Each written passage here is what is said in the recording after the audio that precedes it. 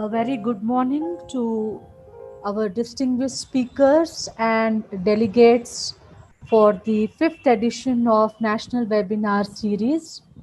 On behalf of Department of Sociology, Nizam College, Osmania University, and also on behalf of Council for Green Revolution, I extend a very warm welcome to all of you.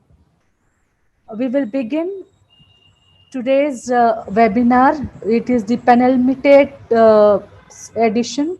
Tomorrow will be our last edition. The Department of Sociology initiated the National Webinar Series on 7th of August, and today is the fifth edition. This edition is extremely significant, keeping in view that in today's edition we will be exploring various dimensions of health and its relationship with development. We have a galaxy of speakers from different parts of India, and we all are aware, my dear friends, that better health is central to human happiness and well being. It also makes an important contribution to economic progress as healthy populations live longer and they are more productive and they can save more. Apart from economic progress, health is significant factor in social and human development as well. In today's editions, we have speakers from Tirupati, we have speakers from New Delhi as well as speakers from Hyderabad. I take this opportunity to introduce Professor M. Hema, who is from Department of Virology, Sri Venkateshwara University, Tirupati. Apart from Professor Hema, we also have Dr. Bobby Paul, who is head of Department of Preventive and Social Medicine, All India Institute of Hygiene and Public Health, New Delhi. We will also be joined by Dr. Sri Lakshmi Pingali, who will explore various dimensions of mental health. She is from Roshni Counseling Center, Hyderabad. We also have with us Dr. Priya Kumari, who is from Department of Zoology, Nizam College, and also a palliative care practitioner. So I take my privilege to introduce to you all, my dear friends, Professor Hema, who is also the chairperson and board of studies in Department of Virology, Sri Venkateshwara University. She has more than 15 years of teaching experience at postgraduate level and 21 years of research experience in the field of molecular virology by working in reputed national and international laboratories such as Indian Institute of Science, Bangalore, Indian Immunologicals, Hyderabad, Indiana University, Texas, and A&M University, Texas. She is working on projects related to molecular characterization of plant viruses, development of viral diagnostic tools, and development of virus based nanocarriers. She is the first inventor of a novel diagnostic technology based on a process which was patented by Indian Immunologicals Limited in India, US, Europe, and Australia. She is recipient of CSIR RADBT Long Term Overseas Associateship, UCF Fulbright Academic and Professional Excellence Fellowship, Erasmus Mundus Brave Visiting Fellowship, and APS Fellow. She has visited various countries including US, Canada, Greece, Nigeria to accomplish various assignments. She has published 45 research papers in various reputed national and international journals with 941 citations and with an H index of 18 and I-10 index of 26. She has authored 15 book chapters published by CABI, Springer, Elsevier, and other publishers. Madam, I take this opportunity to extend a very warm welcome to you, and Professor Hema will be enlightening us on the vaccine development with regard to coronavirus, which is a very contemporary challenge in front of the globe. Over to you, Professor Hema. Um, Thank you, ma'am. Thank you so much for the opportunity. Um, My pleasure, madam. yeah, I would like to thank the organizers and Priya especially. So for giving me this opportunity to talk to the audience in Nizam College. I'll just share my screen first. Are you able to see my screen? Yes, madam, we are able to see it. Okay. Um, so initially, I thought I'll give you an overview on different developments with respect to the vaccines. But later, I thought since it is a sociology department, I thought I'll give a little more details about the virus as such. Maybe most of you are able to get to this information through newspapers and on everyday life, but I just want to touch upon some of the facts that are there from the literature, basically because that is the information which is true and which we need to rely on. So I thought I'll generally touch upon that. Um, so this is the university where I'm working as a professor, and I'm privileged. This is one of the top university in South India, and which has got 65 years of history. Then first, before going into the whole talk, I would like to tell you one thing with respect to this particular problem, that this scenario that we are right now undergoing, this is something which we have never seen and which we have never have come across in our generations, and that's why we can say that this is the greatest global crisis that has ever happened. And since it is there is no vaccine and drug therapy available, and that's why it is very difficult. That's what we are facing right now.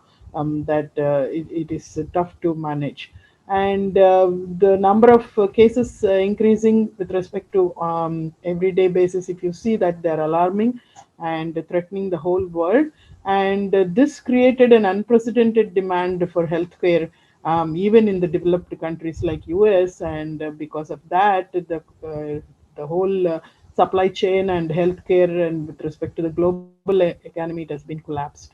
And there are around approximately 26 million reported cases as of now today, and 863k reported deaths globally.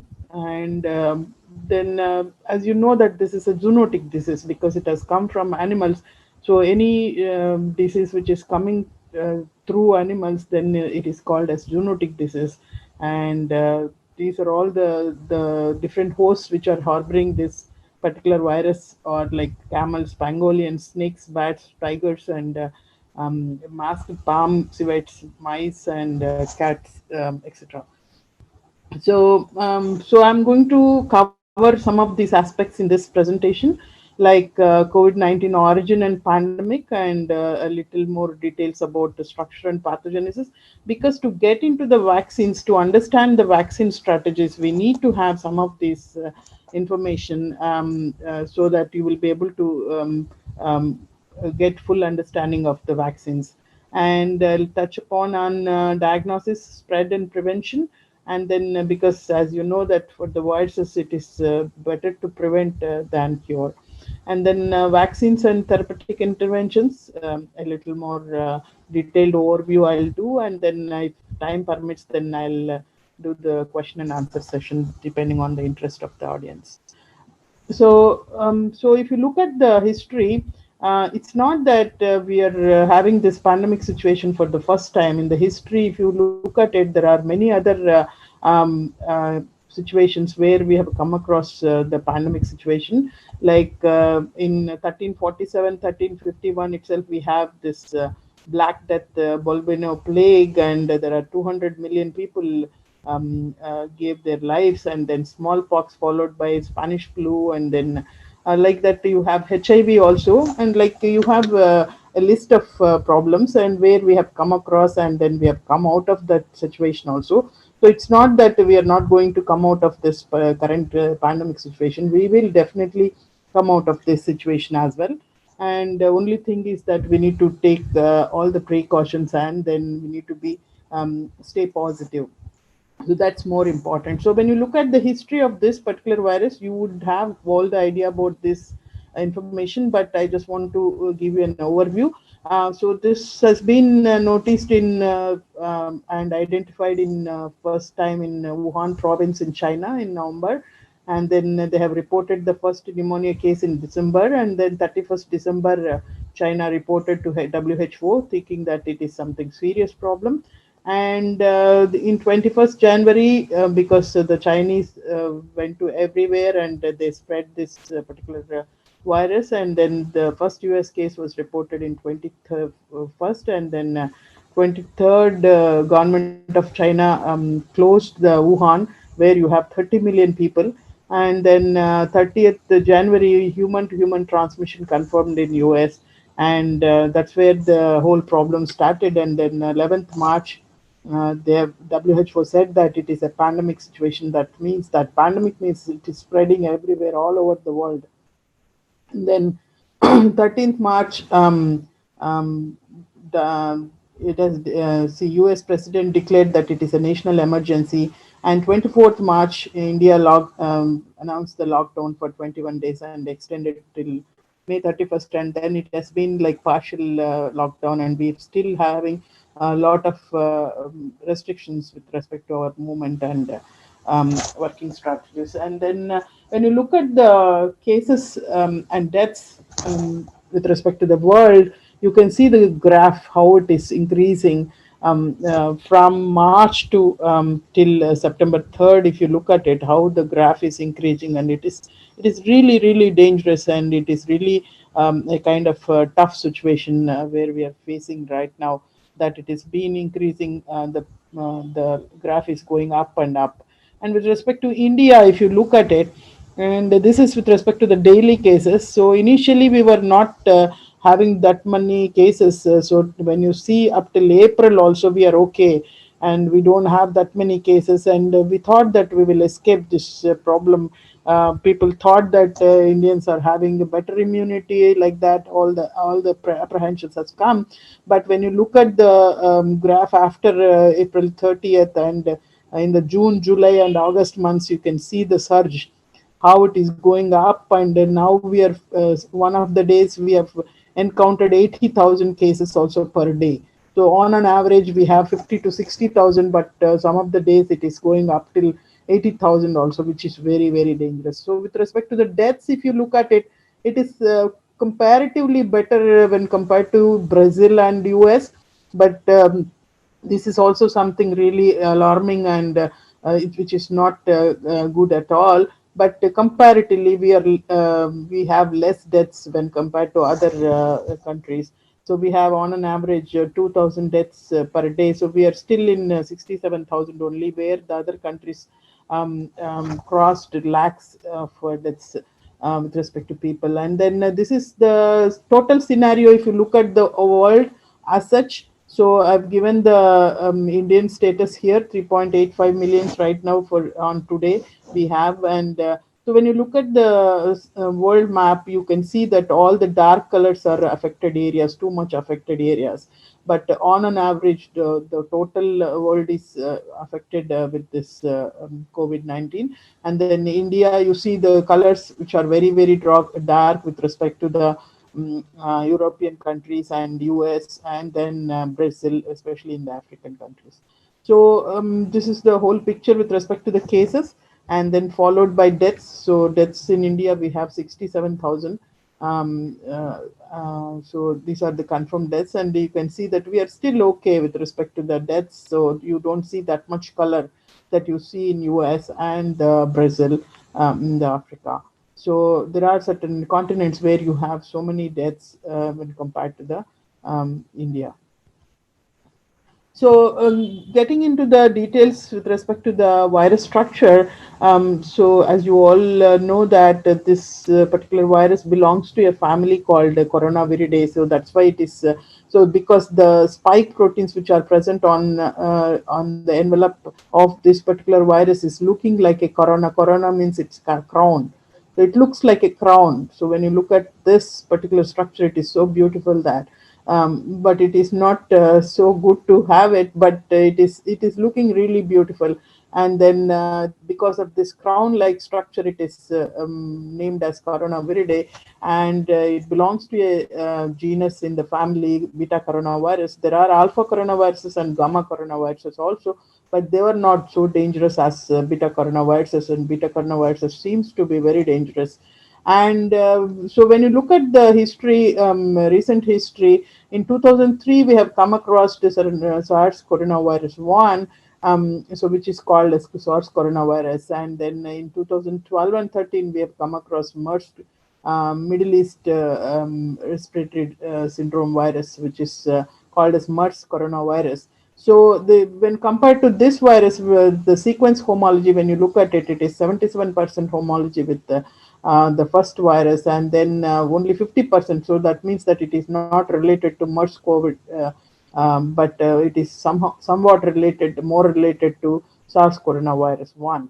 So and so if at all, if you have an idea already that you know that the viruses cannot be grown in the artificial media, or viruses cannot be grown in outside, viruses has to multiply in the living cells only, because they need the living cells for their multiplication. Without living cells, they will not be able to survive. They are just inert particles. So if you look at the structure, it is like as you see this picture many times in the newspapers and stuff, that this is kind of a ball-like structure, and if you cut open the ball, you will see the single-stranded RNA inside, and you will see the spike glycoproteins. So these are the proteins which are present on the surface of the virus, so which will be interacting with the receptor on the lung cells or any kind of epithelial cells, and then it will try to move into the cells using these receptors. And so apart from that, it has got a membrane protein, and it has got a nucleocapsid protein and an envelope protein, which are embedded in the envelope. And so this is called this virus is having altogether a four structural proteins, and some of the simple proteins like RDRP and the nuclease protein for proofreading. So you can see the single-stranded RNA. So basically, it is a simple virus, but it is having a little long RNA altogether. And so this is an enveloped spherical particle, and of 80 nanometers approximate size, and it is having single-stranded RNA genome of positive sense of 27 kb, which is very long. When compared to all the other RNA viruses, this virus is having long RNA. That is also a kind of complication. So people are not able to figure out the complete molecular biology of this particular virus. So they are relying on the information which is available with respect to the previous coronaviruses. But the complete molecular biology of this particular coronavirus too, we don't have that much information, though the scientists all around the world, they're working on it, but still we need to get a lot more details. And genomic RNA is single stranded, it is infectious, and it is having a helical nucleocapsid, and then there are glycoprotein spikes which are present on top of the virus, and there are 74 spike proteins, and it is like a homotrimer protein. So you will see this, and it has got two subunits, S1 and S2 subunits. And S1 is the one through which this is kind of head-like thing, which will be using for binding domain. It is receptor binding domain. And S2 is this is anchor, where it will try to get into the envelope and having the anchoring function. So this is a spike protein crystal structure which has been solved recently. And this is just to tell you that the genome complexity with respect to the coronavirus, especially SARS-CoV-2, if you look at it, so this is MERS and first SARS virus, and this is the present virus. So when you look at and compare the genome fragments, so you will see some difference with respect to all the three viruses, and the complexity with respect to the number of non-structural and structural proteins which are present, which are coded in the genome. So don't worry about all these details. Um, I'm sorry about that. So if you look at the SARS coronavirus entry through spike protein, um, as I told you that this is entering through a host cell receptor which is called as angiotensin converting enzyme 2 receptor. So the spike protein is able to have the affinity towards the ACE2 receptor, and it has have a specific mechanism to enter into the cell through the ACE2 receptor, and there will be a protease which will be helping for it, and then the virus is able to enter into it. And if you look at the alveolar cells, the lung cells, so you can see that this picture has been released by the NIH, where the millions of virus particles which are coming out of the cells from this alveolar cells.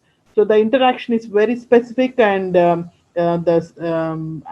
activation of the S1 product and the protease, the host protease, will be able to make the entry for the virus to into the cell, and it replicates within hours, and there then it starts multiplying, and then it goes and enters, it starts multiplying, and then it infects the other cells as well. And generally the lung damage, to severe lung damage, leads to death. And this is also, you can see that lung, how it is being infected, and the alveolar cells especially, and then what kind of damage it is making. So it is very dangerous because of the reason that it is almost 50 times virulent than the general flu virus that we come across, and it is risk group 4 virus. So there are 4 types of risk groups, like 1, 2, 3, and 4. 4 is the one which is very dangerous, and this particular virus is comes under risk group 4, and then it has got high community risk, and there is no treatment available, and that is why it is very dangerous. So when you look at the multiplication aspect, so in this picture you can see that the virus, how it is entering through the ACE2 receptor using the spike protein, and entry happens, and through the fusion technology, and then once it is inside the virus, it gets uncoated, and the virus will get, the viral genome will come out of it, and the genome will get into the translation by the host ribosomes, and all the non-structural proteins will be synthesized first. Once the non-structural proteins, especially RNA dependent RNA polymerase, which is an enzyme which will try to multiply the RNA, and then that's where it starts the replication. Once the replication is completed, then it will try to get into the translation again, and produce the structural proteins. And once all the proteins are available, then it will try to assemble and get out of the cell through exocytosis. Once they are out, then they are ready to go and infect the next next lung cell. So in this particular process, the host immune system is trying to act on these cells, because host immune system, whenever a pathogen, a foreign antigen comes into the body, the macrophages are the first innate immune cells which will act on it, and it will try to produce a lot of inflammatory molecules and the cytokines, like IL-6, IL-4, and other molecules. And that's where the whole problem is coming, like because the macrophages are producing are getting activated too much because of this virus infection, and they're producing the cytokines not in the normal levels, they're producing in an elevated levels, and that's where the cytokine storm is happening, and then the people are dying because of that particular problem. So when you look at the virus entry, um, excuse me, I'm getting this admit messages all the time onto the screen, and it is blocking my screen. Ma'am, Madam, because you're co-host, you're able to see that. We are admitting the delegates also. You can continue with your hello, presentation. Ma'am, hello? hello, Hello? ma'am. Are you able to hear me, Yes, yes, yes. That admit you are getting because even you are the co-host to facilitate you the presentation. So ma'am? you, Are you able to hear me? yes, yes, madam, I can hear you. Hello, Hema, madam. Hello, Hema. ma'am. Yes, yes, I can hear you. Madam, I can hear you. Professor Hema, madam.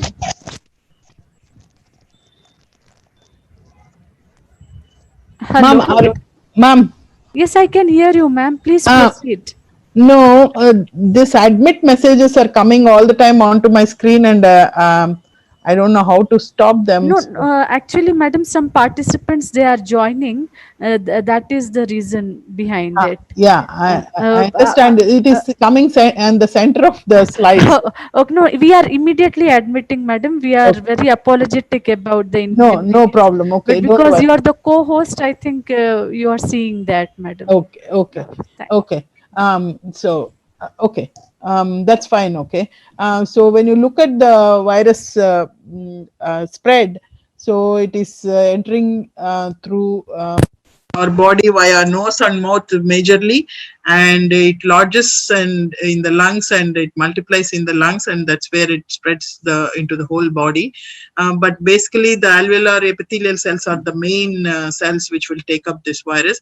So if you look at the transmission, it is mainly through two aspects. Like one is aerosol, where you have direct interaction with the virus, and inhaling aerosol, the virus can enter into the body, and then through cough, sneeze, spit, laugh, talk, or exhalation.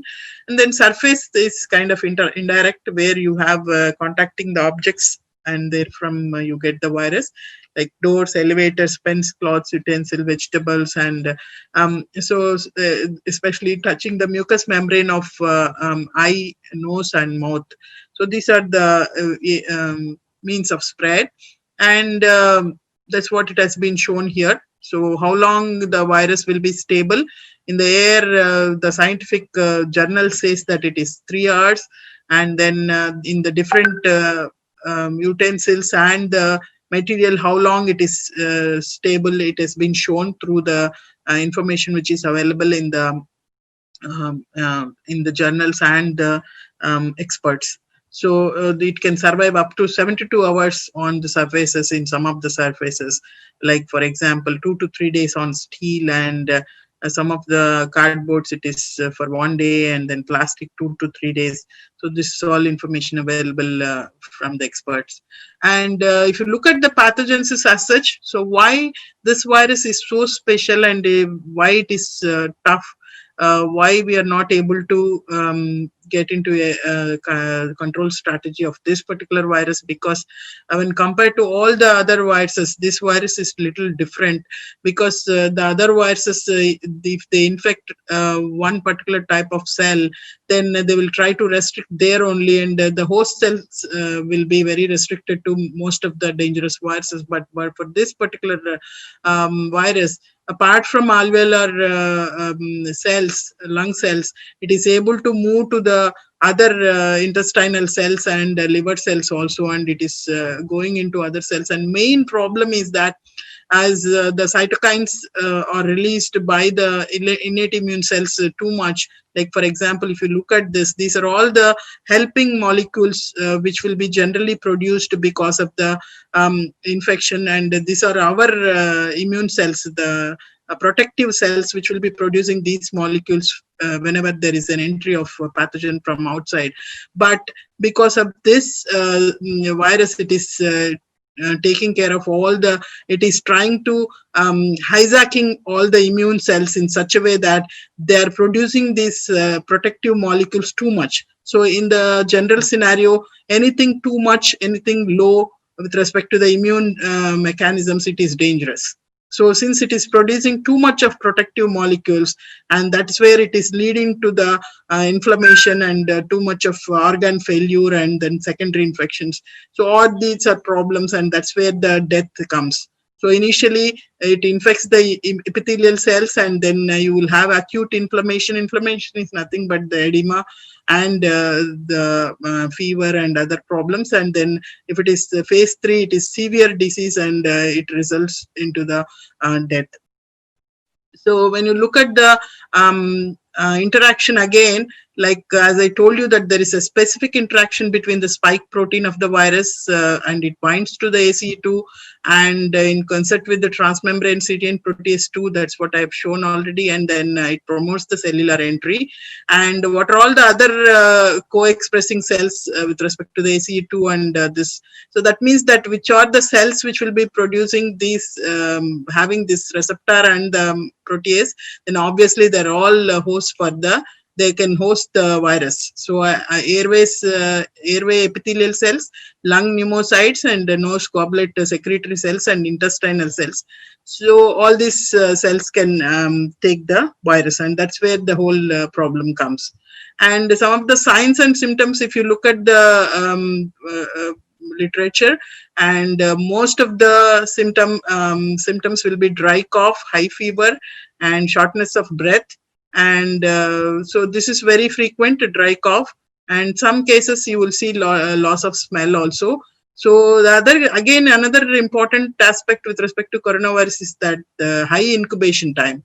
So it is a long incubation. It is having 2 to 13 days people are suffering, and average onset is 5 days. So minimum is 5 days, and it can last up to 2 to 13 days. And then so that is why this many days, if a person has to be in isolation, and if so, there is a possibility that transmission can take place in this period. And people are feeling body pains, and in the severe cases, as I told you, that severe pneumonia, severe lymphopenia, and multi-organ failure. And so these are all some of the mild symptoms. So there are some people who are asymptomatic. There are no signs or symptoms, but they still can transmit the virus. And these are the people who are very dangerous, because they don't know that they have the virus, because they don't encounter any signs and symptoms, but they can transmit the virus. And if the people who are having the morbidity, if they can encounter these asymptomatic people, then there comes the problem. And if at all, if you look at the coronavirus asymptomatic and symptomatic, what are all the differences with respect to that? People found that literature says that men are more susceptible with respect to symptomatic, and the women are not encountering that many symptoms. And with respect to the lymphocyte count also, women are having high count. And lung recovery also, with respect to women, they're fastly recovering. And death, of course, in women you don't see that many deaths, but men you have a lot of deaths. That's what the literature says as such. And then infection prognosis, if at all, if you look at it, what kind of treatment that we can go for. Mild cases, generally 80% of the cases they can take care in the home. And then severe cases, you have to go to the hospital, like 15% at least. And you have to take care of this, some of the facilities which are present in the hospital. And critical cases are there, 5%, and they have to be under ventilators, and they get a lot of problems like pneumonia, severe pneumonia, and acute respiratory distress syndrome, and they need the ventilators support. Otherwise, generally they get into problems, and then generally they die. And then when do we have to go for care? Like most of the time, risk is too much. Like everybody has to encounter one day or the other day. And then it depends on the health susceptibility, immune status of the person, individual, and health conditions. And then we need to have a specific game plan. We should not worry too much. And generally, people who are not having any comorbidities or problems, health issues, then they should generally should get recovery. And then we need to call our primary doctor and self-isolate ourselves, and we should avoid the exposure. So who are the high risk people?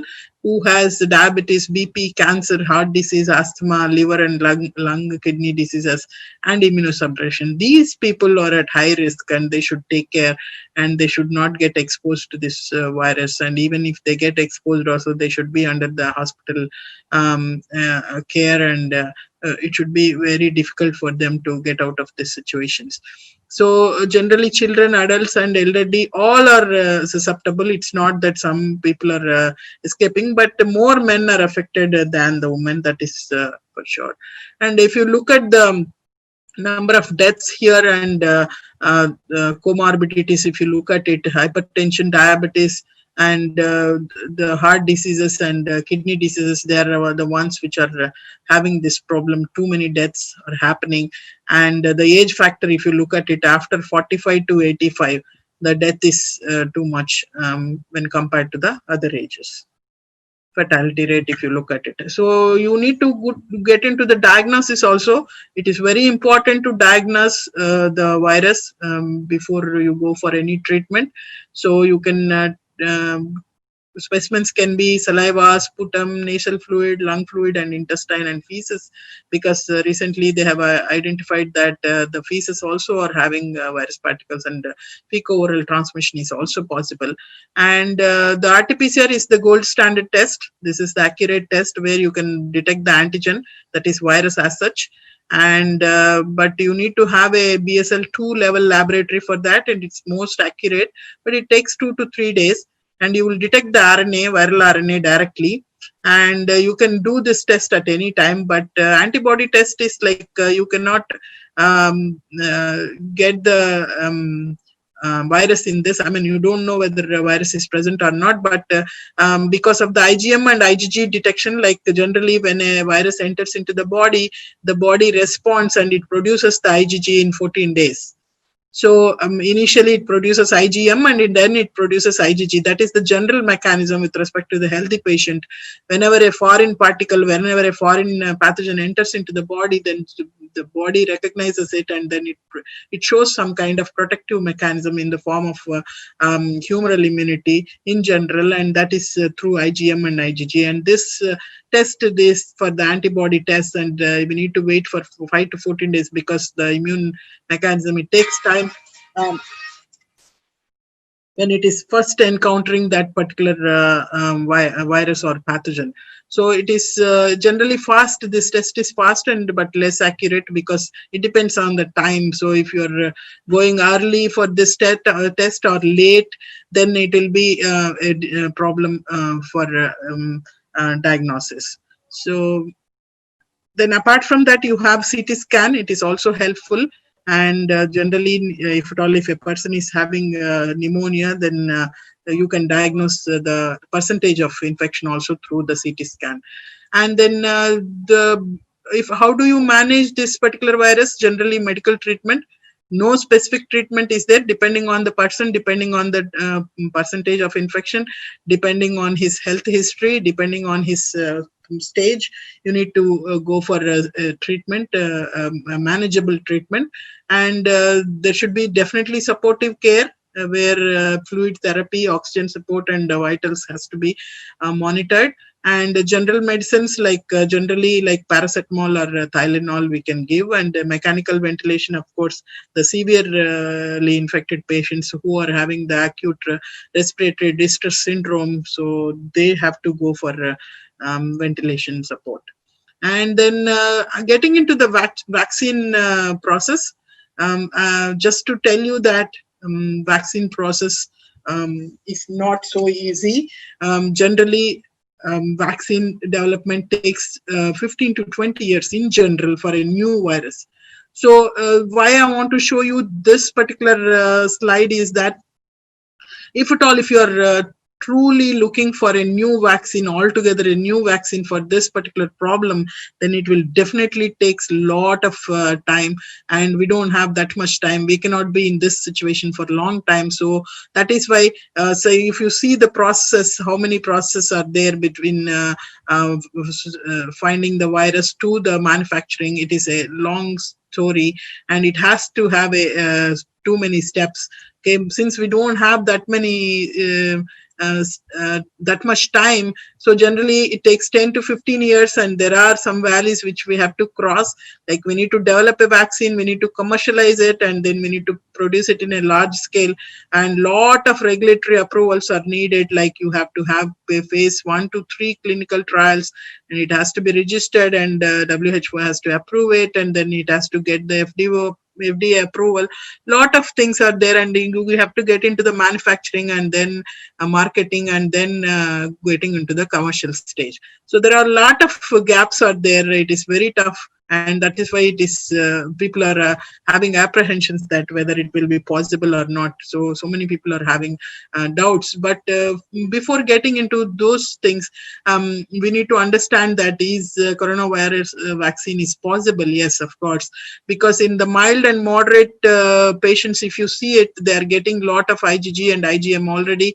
The preclinical studies and the research studies are showing that people, it's not that people are not recovering. So there are 80-85% people are recovering, and they're getting lot of this humoral antibody response, both IgM and IgG, which is protective, and they're recovering. And in the severe and ICU patients, the recovery is less, and they're getting less antibody and IgM and IgG, and that's where some of them 15% even they are recovering, but there are cases where 5% of the people are dying. Okay, but that 5% is also is too much. Okay, so it is a best long-term strategy if you think about it, to end this problem.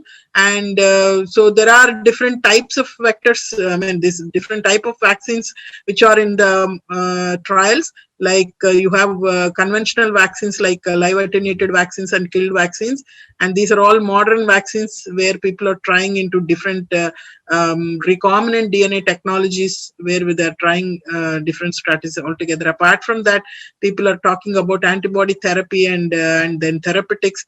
So these are all prophylaxis. Before getting the infection, you can use these vaccines, but once you are infected, then you should go for all these other treatments like antibody therapy, and you can use some of the chemical agents to reduce the infection or to reduce the virus load or to get some relief, and some of the herbal treatments also in the literature. So maybe one technique may not work. Mostly combination therapies like novel vaccines and the nano formulations also people are thinking about, and a lot of work is going on. Thousands of scientists are working day and night to get into this stage. And as such, there is no vaccine right now, but 100 plus, almost 120, 30 are in early testing and trials. So what are all the different strategies that they're trying? People are concentrating on the S protein, because this is the one which is entering into the which is contacting the host cell. So if you can block this entry, then probably it will be the better strategy. So people trying for that, and people are trying different recombinant viral vectors to harbor the S protein or other proteins, and some of the vector DNA, vector RNAs also, or mRNA vaccines also in trial. And this is the old strategy where they use the whole virus and attenuate the virulence, reduce the virulence, or de-optimize, decodon optimization, or they're trying, or they're killing the virus and using that virus as a vaccine. I mean, still in trials. And there are two vaccines which are reached at phase 2 trials, and others are in early trials, and a lot of products are there. I will show you the list also. Like there are 33 products which are in clinical trials, so you can look at it. And this is AstraZeneca in US, so that is entering into phase 3. That's what they have announced recently in like 3 days ago. And there is a Moderna vaccine which is in phase 2.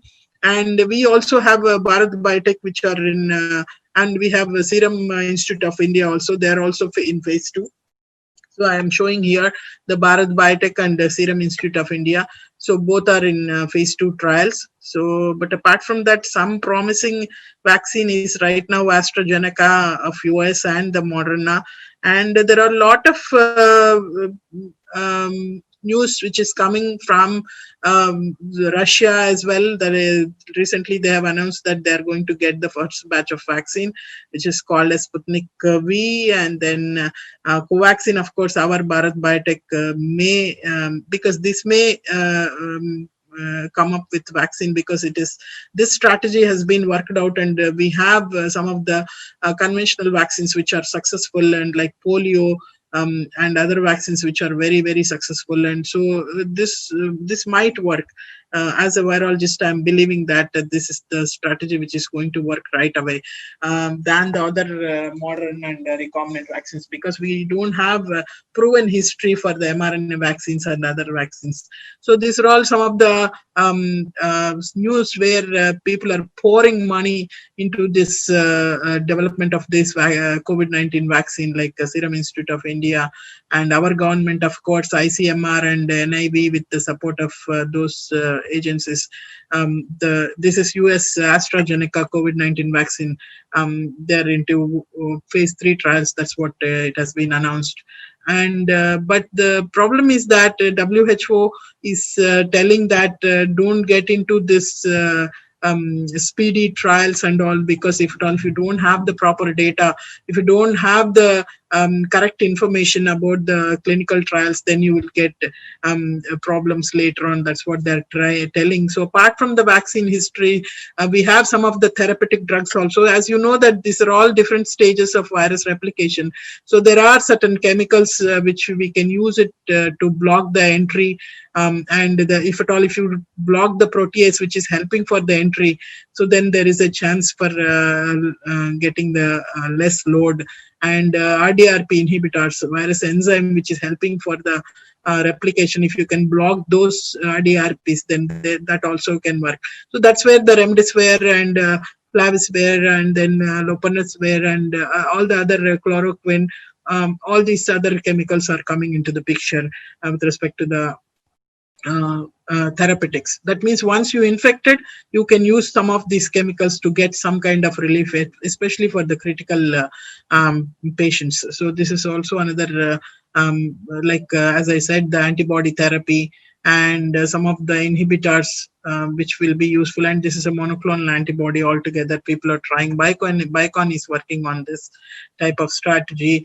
And so what I am trying to tell you is at this stage is that people are not trying to develop altogether a new strategy, but they are going blindly based on the work which is done for the SARS coronavirus 1 and the MERS virus. So the vaccines and the therapeutic drugs which worked for those viruses, they are taking that only and then slightly modifying that and then trying to use this for this particular virus. It is not that they know about this virus and they are going to develop a new vaccine, but whatever they are working since 10 to 15 years on the previous coronaviruses, they are taking forward only those vaccines and therapeutic drugs.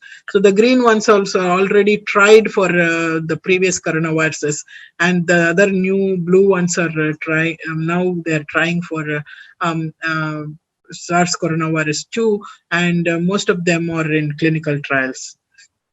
And what are all the challenges? So the vaccines are under trial, and the challenges, as I told you, that it is having long RNA genome, and there is a possibility that the mutations can take place. So we are not sure, even if you have a vaccine, if tomorrow some new strain comes, whether this vaccine works or not. All those questions has to be answered with time. We don't know anything about it. And complete biology and the genetic determinants of this particular virus, we don't know yet. People are trying and working up and down, but still a lot of information is because SARS coronavirus 1 has come in 2003. So it's now like almost 17 years that we have that virus. But even then, still we don't have a vaccine for that. And we don't have whatever information which is available, because these two viruses are having some similarity and they have some close similarities. So people are relying on that virus because that is also entering through ACE2 receptor only. And the long-term viability of the coronavirus is again problem. Stability is too much.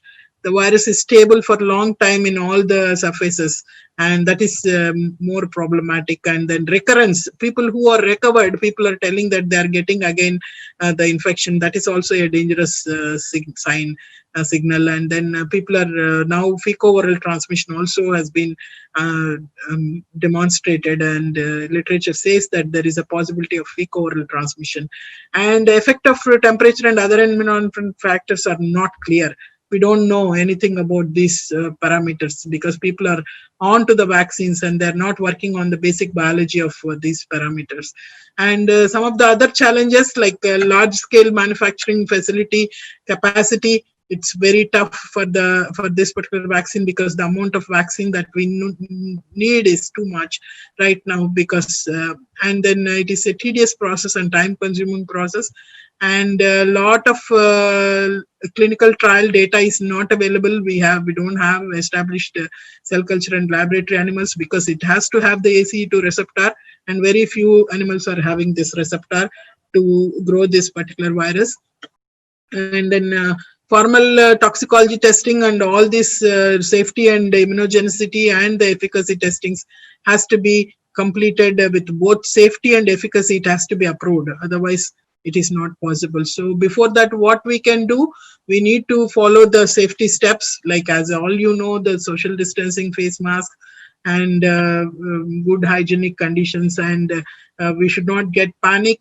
We need to have the hope, and we need to be resilient. And then we have to have simple balanced food. You can practice yoga, puja, prayers. All this can help us to stay calm, and we need to have minimum stress. Good sleep, of course, helps. Completely avoid alcohol and smoking, because the lung cells are the ones that are the main host. So we need to be very careful with respect to that. So as I said, how we can flatten this curve, because it is increasing like anything, we need to make it straight.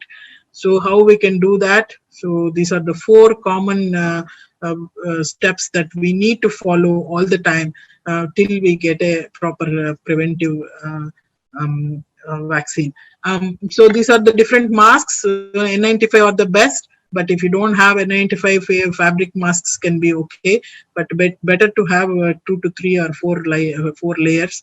And decontaminations, of course, because it is having the lipid envelope, phospholipid envelope. So any kind of bleaching or soap solutions should be working for it, and it will get inactivated within no time. And just to conclude it, and you need to, if possible, it is better to, especially the high risk people, it is better to stay at home, so that if even if you have a coronavirus, you should stay home, and so that you can stop the spread, and thereby you can save the lives. And the future, maybe vaccines is possible, antivirals are there as a supplementary. And then if you have a proper vaccination, probably we will end the pandemic. But there is a chance that it will come again. If not coronavirus, there may be other virus which will come. And people are talking about herd immunity, but it is too risky, because 70 to 90% of the people has to get infected. By the time, so many lives will go, so many people will die, and we don't want that to happen, actually. So there is a chance that no reinfection to the infected persons. So hopefully, and vaccine should work, so then there is a chance that we will come out of it. And fortunately, India has got very good large manufacturing facilities, and we need to try for innovative funding and more tech transfer models. And government has to give a lot of funding for R&D. And then we need to put more attention onto the procurement of coronavirus vaccines once it is available. And so that we need to develop them, manufacture them, store them, because the reason that the viruses will be keep coming, not coronavirus 2, but tomorrow the 3 may come. So we need to be ready for that. So I'm leaving at this stage. I'm sorry if I've taken a little more time. So I'm sorry about that. And once again, thank the organizers and Priya especially, and Vinita madam, for giving me this opportunity to share some of this information. Thank you once again, and I welcome questions from the audience, if at all, if they have. Thank you so much. So I Thank would like to you. end this saying that the Venkateshwara University is offering MSc and PhD in virology. And most of the people, they don't know it. This is the only state university which offers MSc and PhD in virology. So if at all, if you're interested, you can log on to the university website, and you can look into the details. Thank you so much. Thank you so much, Professor Hema, for a very elaborate presentation. In fact, almost every citizen in the world is looking at when the vaccine is going to come, and you have thrown substantial light on that. With your permission, madam, there are a few questions which I would like to put to you on behalf of participants. The Yes, first please. question is from Mr. Srinivas, who is Mhm. asking that when compared to other viruses, corona has low mortality rate, but still why it is getting so much attention. Further, he is also asking, is fear one of the causes for mortality?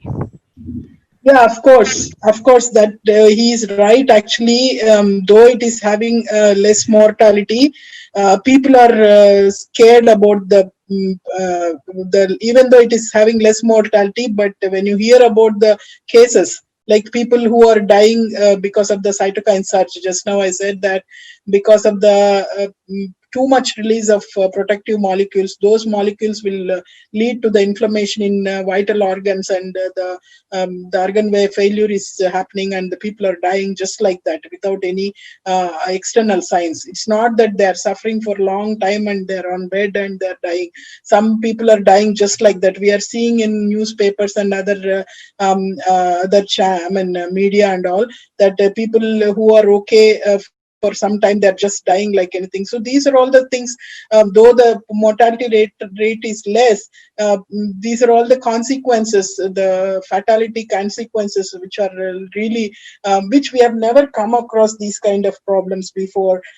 So that is why people are scared and worried. And one of our well-wisher, and who was there in our house for as a tenant for 15 years, so he passed away recently. He was okay with the corona infection, and he has recovered also. For 15 days he was in hospital, and he has recovered, and he's tested negative also for coronavirus infection, but his blood pressure was too high. He could not get the balance of the blood pressure, and it was up and down, and he collapsed on the 18th day. He passed away. So that is something which we need to really practice, and we need to be positive all the time, and we should have a hope that we should come out of this problem. So as I said, the general public should come out of it without any problem, without any issues. They should recover, so we should not get panic. We should be okay. And the people who are having the comorbidities, they should also be having the hope, and they should also go for proper hospital care, and the family and other supportive care should be there. So that is very, very important.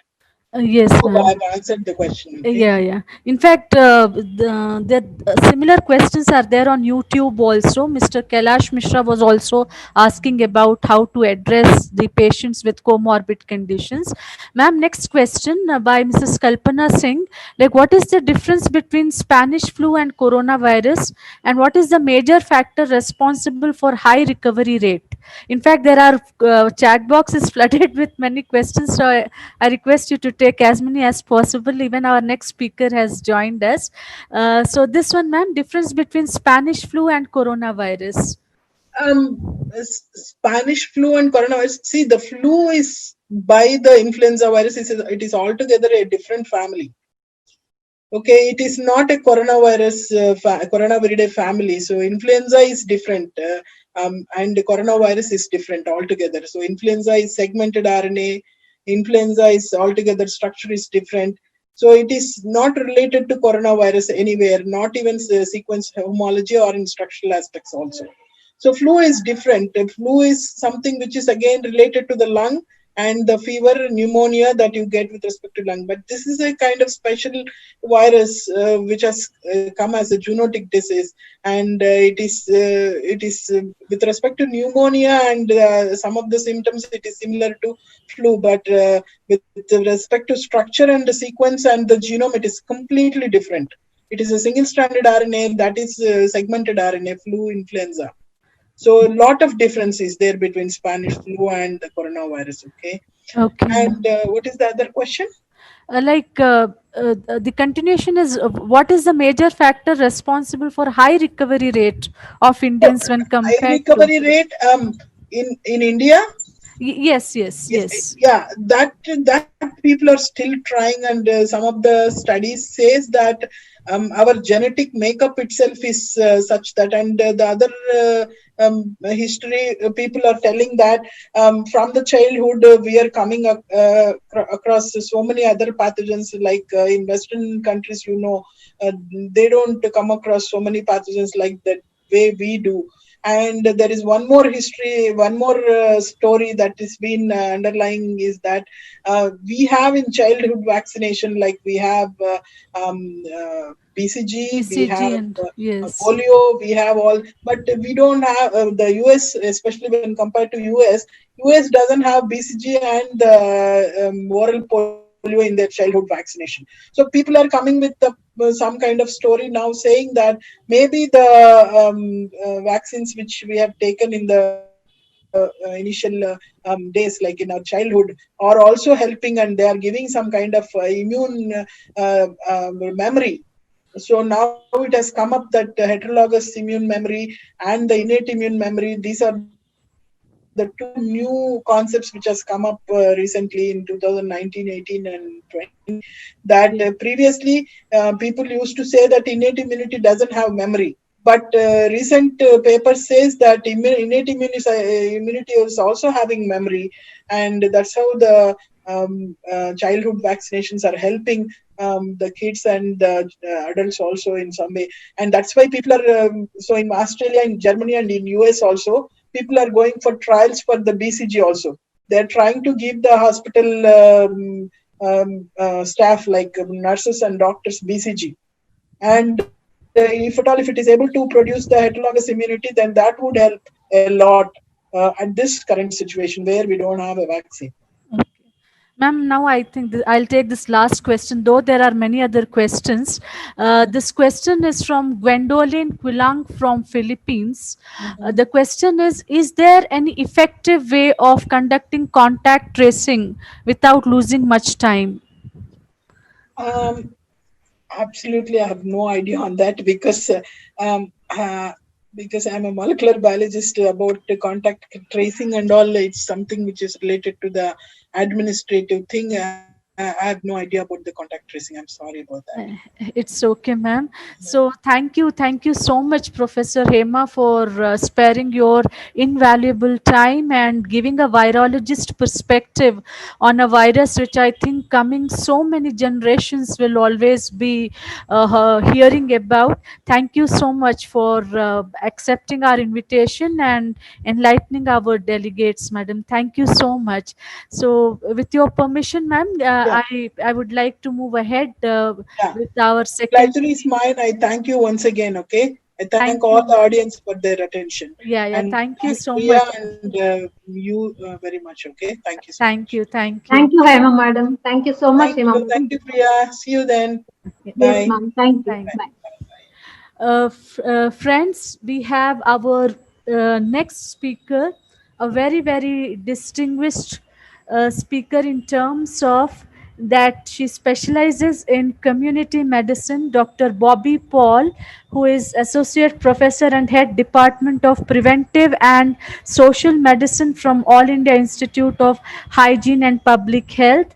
Dr. Paul's areas of expertise include research methodology, bioethics, child health, and non communicable diseases. Apart from doing her MBBS in 1998, Dr. Paul also pursued her MD in community medicine in 2006, and she is recipient of very famous Famer Fellowship in medical education. She has more than 20 years of professional experience, and she has been resource person and course coordinator with various training programs in connection with bioethics, essential newborn care, neonatology. She is also associated with multiple associations, including managing editor of Journal of Comprehensive Health.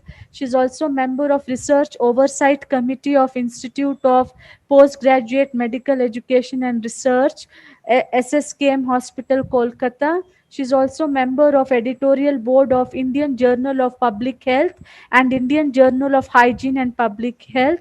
Dr. Paul is also member of Institutional Ethics Committee, All India Institute of Hygiene and Public Health, Kolkata. Madam has published more than 20 papers in international journals and 88 publications in national journals. She has also published a book on essentials of biostatistics. I extend a very warm welcome to Dr. Paul on behalf of Department of Sociology, Nizam College, and Council for Green Revolution, who is our technical partners, and courtesy them, this webinar is being live streamed on YouTube. Dr. Paul, I welcome you, and Madam will be enlightening us on global threats to health and development. So, over to Dr. Paul. Thank you, madam. And a very good morning to all the audiences in this learned forum. Am I audible, madam? Can you confirm? Am I audible? Yes, madam. You are audible, madam. And my screen is visible now, madam? No, we are not able to see your screen.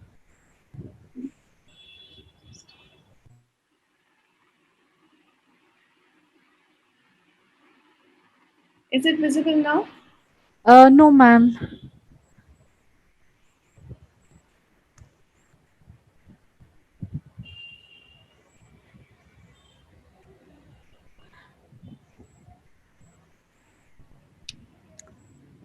Yes, madam. It is visible now, madam. Please proceed.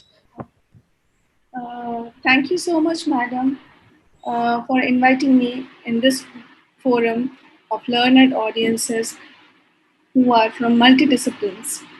And I take this opportunity to highlight the 10 global threats that are looming large in the backdrop of the COVID-19 pandemic, as has been well spoken about by my previous speaker.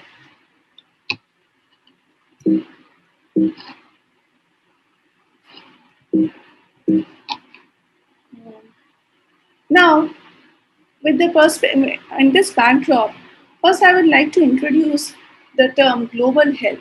We are very much conversant with the terms public health, international health, but this terminology, global health, has got a separate implication.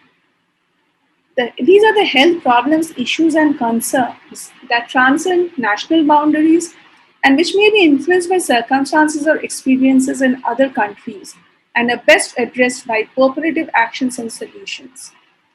We all know that health is central to global development objectives. The healthier the population is, the more they make important contributions to the economic progress, they live longer, they are more productive, and they save more. So, but in this era of globalization, where there is the trading has become global, the communication is highly improved, and the world has become is a smaller place for us because we are in constant connection with people all over the world somehow or the other. And not only we share the good things of globalization, we also face shared threats and we have a shared responsibility to act.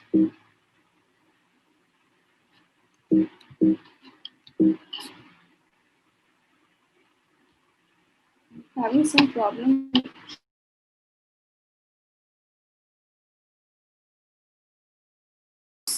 One second.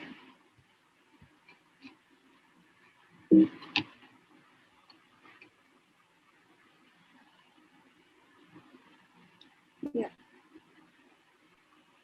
just a minute. Yeah. So as I was saying, initially we were conversing with the term public health, and in the 19th century, this public health usually was concerned with the tackling the nation's own problem. But as globalization progressed, the terminologies like international health came into being. And then finally, in this decade, the term global health requiring interdisciplinary approach. By this, I mean to say the social sciences, behavioral sciences, law, economics, history, engineering, biomedical sciences, as well as environmental sciences, they are all putting on their heads together to tackle the health challenges that we all are facing somehow or the other. And we all know that 2020 is a year of challenges. But as a coin has two sides, there are global health trends which are heading in the right direction and which are giving us hope, as well as there are urgent global health challenges in the backdrop of COVID-19 pandemic. Now, these health trends, they are helping us in eliminating diseases, building resilience, and saving lives, while the challenges that we are facing in this COVID-19 pandemic, these are not only the 1, 2, 3, 4, 5, 6 diseases, they are actually a complex mix of interconnected threats, and which have got these threats are rooted in the determinants of health, like social, political, economic, and gender inequalities.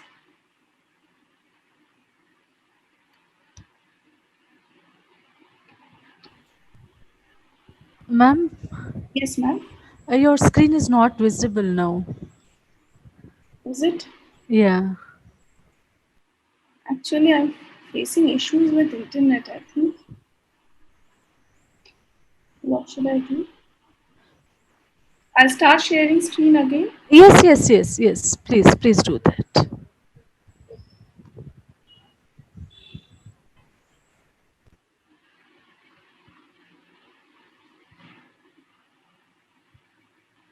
Is it visible now, ma'am? Yes, madam, it is visible. Please proceed.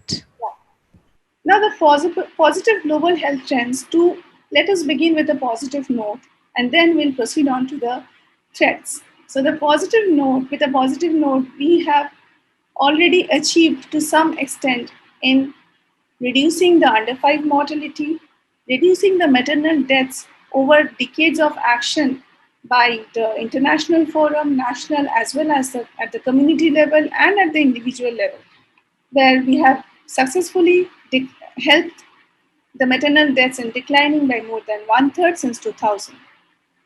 And we have also successfully helped in tackling the AIDS pandemic, and the AIDS related deaths have been reduced by more than 55% since 2004.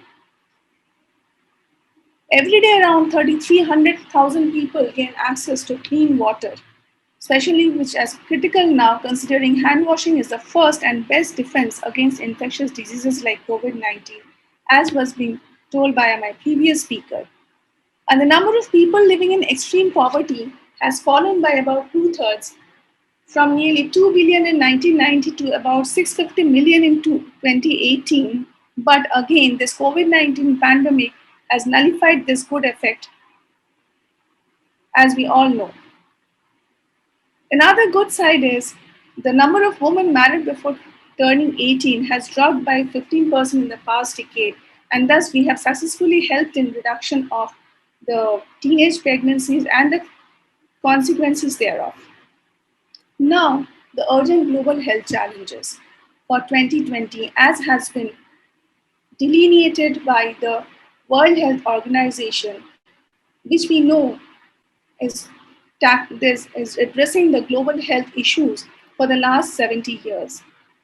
These challenges, as I will start speaking about the challenges are not listed in order of priority. All are urgent and are interlinked. So even if they are numbered 1, 2, 3, please don't take it as an order of priority. Now, the first challenge I place before you is the climate crisis. We all know that the human activities have released sufficient quantities of carbon dioxide and greenhouse gases to affect global climate. And over 130 years, the world temperature has increased to about 0.85 degrees centigrade. And in the past, from the 1970s, if you see, half of it has increased from the 1970s. And around 5/6 of that recent increase is due to human influence. And these human influences, we all know. So I'm not going to again tell you about the things, because we all know what are the human influences that are working to increase the ecological footprint, and that is being uh, instrumental in increasing the global temperature. Apart from that, not only the global warming, 9 out of 10 people breathe polluted air every day, and the emissions kill around 7 million people each year and responsible for more than quarter of our deaths from the non-communicable diseases.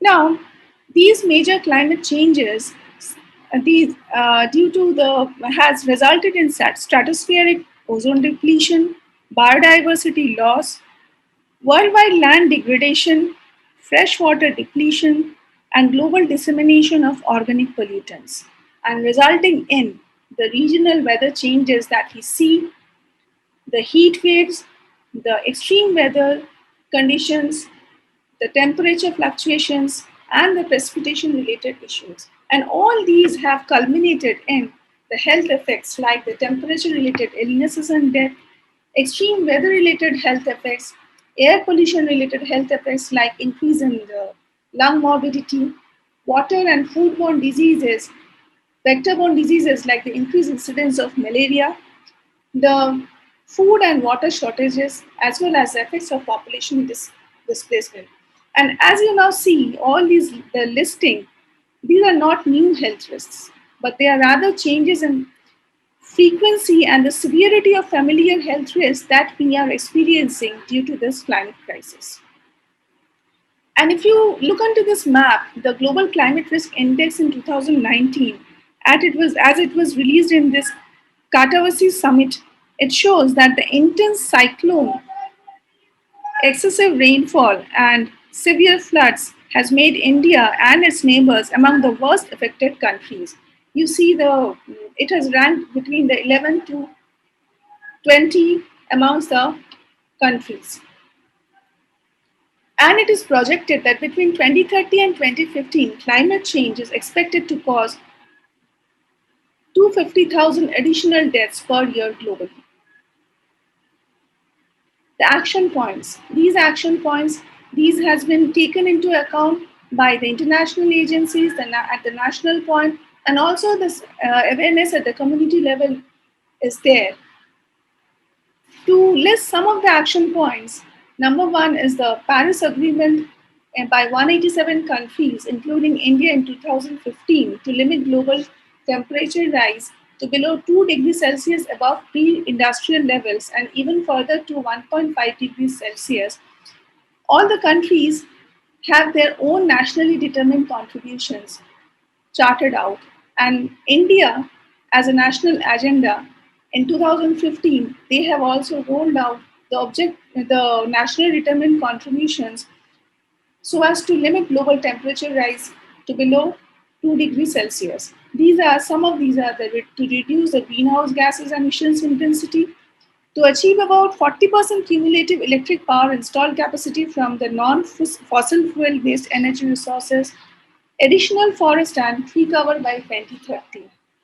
The National Action Plan for Climate Change and Human Health, which was rolled out in 2008 by Dr. Manmohan Singh, they had a number of missions like the National Solar Mission, the National Mission on Sustainable Habitat, the National Mission on Sustainable Agriculture, and in 2015, taking into account in order to implement the national determined contributions, as I said before, the 4 more new missions were added on by our Honorable Prime Minister Narendra Modi. But these are the national agendas and the global agendas as I was talking about. But you see, within this national agenda, we need, as a community member, to act responsibly. And as an individual, we have our own actionable points that will help to contribute to reduce the climate crisis. Some of these are like the actions to reduce and save energy, to optimize purchasing, and the reduce, reuse, and recycle thing that we all know. But my point is, in our own individual capacity, we have to motivate others to adopt a lifestyle where we can save energy, we can optimize purchasing, and we reuse and recycle the things that are possible. Now, the second challenge, that is delivering health in conflict and crisis. Now, in this COVID-19 pandemic, we are already facing huge challenge. And the challenge is more so in the countries which are rife with conflicts, as their health service has already been weakened due to the conflict situation. And more than 1.6 billion people live in places with protracted crisis, about 22% of the global population. You see, about one fourth of the population. And in 2019, before the outbreak of this pandemic, it was recorded that the most disease outbreaks occurred in countries with the protracted conflict. And there was disturbing trend of attack. Apart from this, there was another thing that is also disturbing, that is the trend of attacks on health workers and facilities. And WHO recorded 978 attacks on healthcare in 11 countries in 2019 with 193 deaths. I'll just explain with this COVID-19 backdrop how the crisis situation is aggravated worldwide. You see, the conflict dynamics changed with this COVID-19 pandemic. In some areas, in some countries like Libya, Iraq, Syria, Colombia, and Niger, the armed groups took advantage of the global distraction created by the pandemic. And our country also faced to some extent this problem. In our country, mainly the civil unrest sparked by the deteriorating socioeconomic condition, you see the yellow one, we have faced it, and more so it took a bad shape while we were tackling with the migrant population problem in the COVID-19 situation, in the lockdown period. The other issues were the excessive issues of forces against civilians in some countries, as well as the changes in peacekeeping and crisis management operations in South Sudan and Ukraine. Now, as I was telling you, the problems that the health workers also faced during COVID-19, the attacks, the physical attacks, the denial of services, all were not in the control of the health workers, and the fear factor acted both ways. Both ways, like from the community side, they were fearful of the health they will contract the disease from the health workers. That is why they faced eviction from home, neighborhood, and the psychological threat also. The physical assault, because the patient load was too much and is too much, whereas the health workforce was too less to tackle it. Now the action points. For this crisis, we need political solutions to resolve the conflicts. It is not in our hands. We need health system strengthening at the national level, but in our own individual capacity, what can we do? We can at least have patience. We can at least have that educational empowerment and deal with and abide by the legislative support and refrain from the attacks to the healthcare workers, and thus contribute our little bit. But in this situation, cultivating peace requires attention and money, and both of which are particularly short supply right now. Now, making healthcare fairer. I'll be quick because I think we are getting late. So in this, we have got health inequities across the globe. And we know the primary healthcare approach, which addresses the majority of persons' health needs, is the solution. And WHO recommends allocation of 1% more of gross domestic product to primary healthcare and access to quality essential services close to home. But though primary healthcare approach has been propagated by this propaganda was raised in 1978 Alma-Ata conference, and it is there in every country, but still we are facing challenges in delivering healthcare to everyone and everywhere. And some of the important issues I would like to bring forth, the challenges are: number one, the lack of health awareness. We are not taking care of our own health. We are not aware about the health challenges that we are facing. And so it is our duty to raise awareness in whom we work with, and we must encourage the younger generation to believe in the power of education for behavior change. The second is a barrier to access in the financial, organization, social, and cultural domains, resulting in limitation of utilization of services, even in places where they're available. The third one is the human manpower crisis. as we all know, the lack of affordability or the cost of healthcare, and the lack of accountability. This, I believe, is mainly due to the lack of communication skills. The communication skills with the patient as well as their family members is something that we need to learn from I'm talking about the health providers. And in our MBBS curriculum, this has been lately included. That is the the communication skills to sharpen our acumen regarding communication skills. But I believe this communication skill should be inculcated right from the school level, such that when they become the young professionals, they will be uh, handling the client or the beneficiaries more effectively. Now, the fourth challenge, that is expanding access to medicines. Even in this age, about 2 billion people have no access to essential medicines. About one third of the population lack access to medicines, vaccines, diagnostic tools, and other essential health products. And we are facing a huge out of pocket expenditure for buying medicines, despite the fact that there are a number of health insurances rolled out by the government.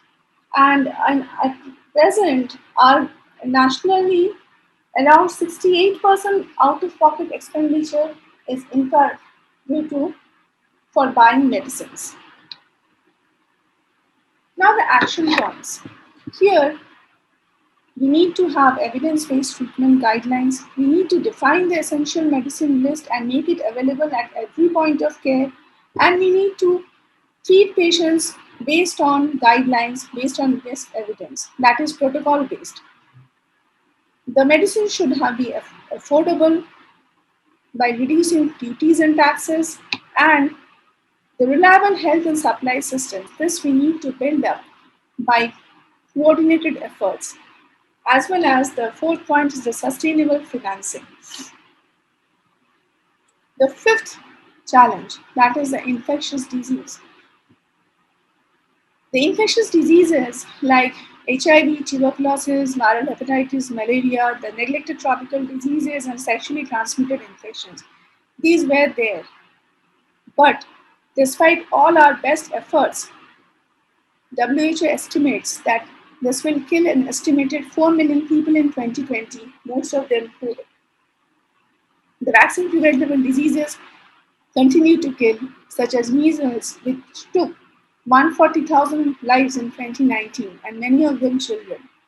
Even the polio virus, which we have successfully eradicated from our country, but globally, 156 cases of wild polio viruses has been reported in 2019, and which is the highest since 2014. And you see, if this threat is there globally, so it will be not far that this threat will again come to us nationally. The root causes being the insufficient level of financing to healthcare, the weakness of health systems in endemic countries, and the lack of commitment from wealthy countries towards taking care of the LMICs, that is the low middle income countries. Now the action points are largely coordinated effort, not only from again, from the global level, that is strengthening the public health fundamentals, including the infectious disease surveillance, lab detection, and epidemiological investigation, to identify the best practices and implement high-impact public health interventions to reduce the impact of infectious diseases, to ensure availability of scientific data to support the development of evidence-based and cost-effective policies, and to invest in research and development. As my previous speaker was also telling, we need to invest more in the research and development of newer diagnostics, medicines, and vaccines. Then only we will successfully tackle this health trend. The greater political will is, of course, needed for all these. And the increased funding for essential health services is needed, as well as at the same time, we should strengthen our routine immunization, which has taken a back seat, in this COVID-19 pandemic. Now the sixth threat, that is the preparedness for epidemics. This we are facing, that our not only our country, the entire globe was not prepared to face the pandemic that we are facing now. And every year, it is not new that the pandemics are occurring for years together. We don't know the inception of pandemic, but it can be traced back to the 16th century, the Antonine plague. And if you see, in the last decade, in the 20th century, the Spanish flu in 1918, it took 20 to it took the lives of 20 to 40 million. 1957, Asian flu, 1 million. 1968, Hong Kong flu, 1 million. And my previous speaker has enlightened us about the mortality of this COVID-19 pandemic that is going on. Actually, the preparedness of all the countries was not up to the mark. You see, if you see the pandemic dynamics, it is in cyclic fashion. It begins with the pandemic preparedness that should be very much scaled up, because when the pandemic starts, we need to look into the pandemic response. And when the pandemic wanes down, the phase of rehabilitation comes, followed by the phase of reconstruction, then the preventive steps in the form of pandemic mitigation, and again the pandemic preparedness. So this is a cyclic manner that the pandemic interventions goes on. Now, we are in this pandemic response phase. But as my previous speaker was telling, that we don't know how many viruses will attack us in near future. So we need to look into the pandemic mitigation preparedness.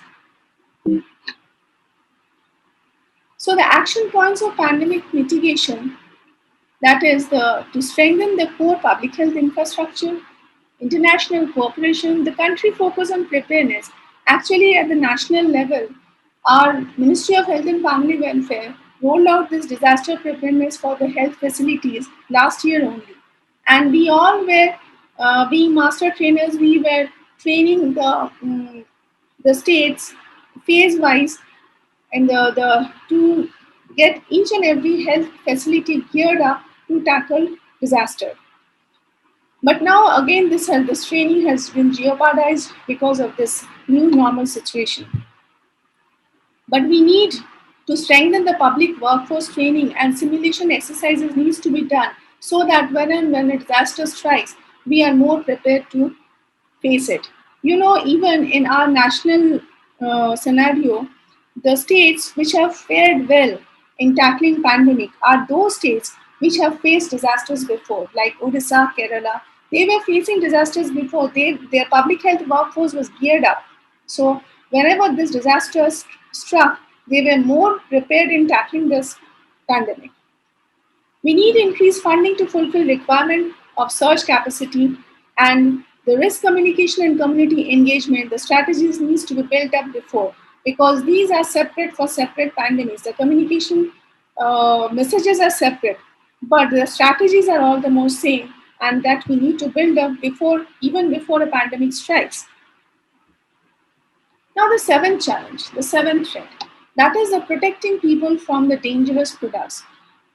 The dangerous products the word dangerous products implicates not only the lack of food, the unsafe food, the unhealthy diets, as well as our unhealthy lifestyle, and which are responsible for almost 1/3 of today's global disease burden.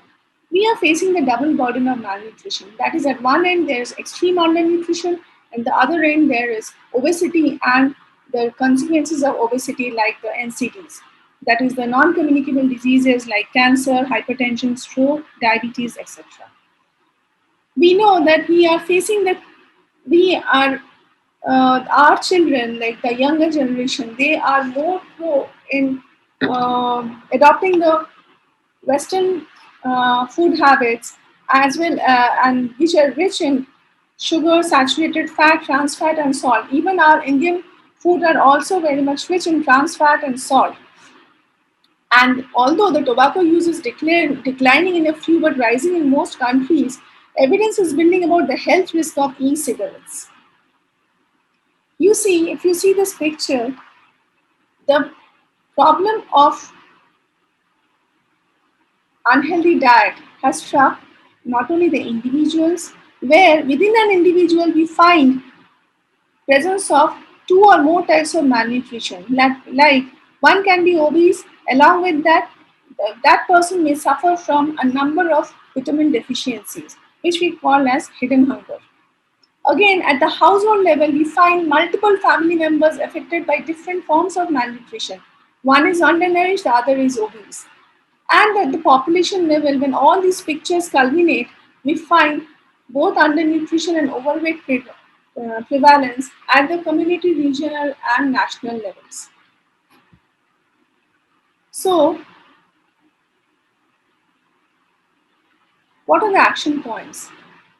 The action point has started long ago, but we need to work on it more because this COVID-19 situation has jeopardized each and every threat that we were facing before, and it has driven a lot of children to undernutrition and malnutrition due to the economic slowdown and as well as lack of availability of food. The UN Decade of Action on Nutrition in 2016 to 2025 lays down on numerous key health interventions that has to be adopted by countries. And one of them in 2019, globally, the food industry committed to eliminate trans fat by 2023. And apart from that, there are six key health indicators that has been set for comprehensive implementation plan on maternal, infant, and young child nutrition by 2025, amongst which the Baby Friendly Hospital Initiative is one of them.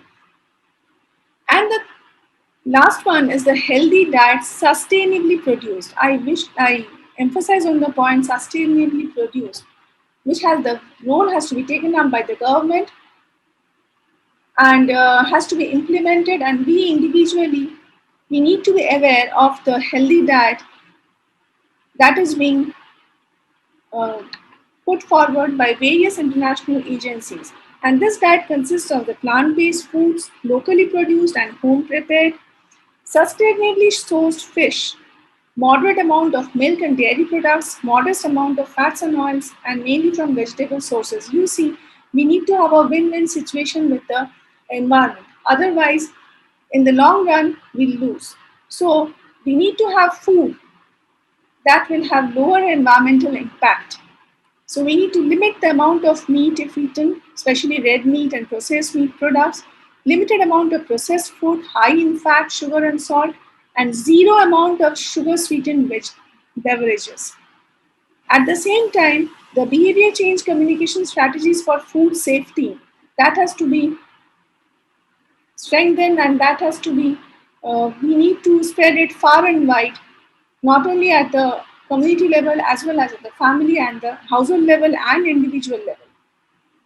The ninth health threat, that is keeping adolescents safe.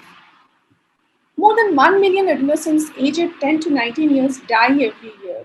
The leading causes of death in this age group are road injury, HIV, suicide, stress, leading to all these. We are facing this. We are seeing every day the suicide rates are rising because of the stress, and all the more compounded and jeopardized by this COVID-19 pandemic. Apart from that, interpersonal violence, lower respiratory infections compound the make this problem complex.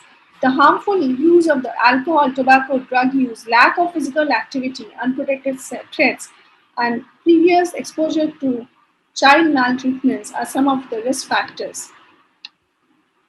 Now, we have adolescent health services at the national level as well as global level. But somewhere down the line, the utilization is poor because maybe we are not understanding their mental mindset.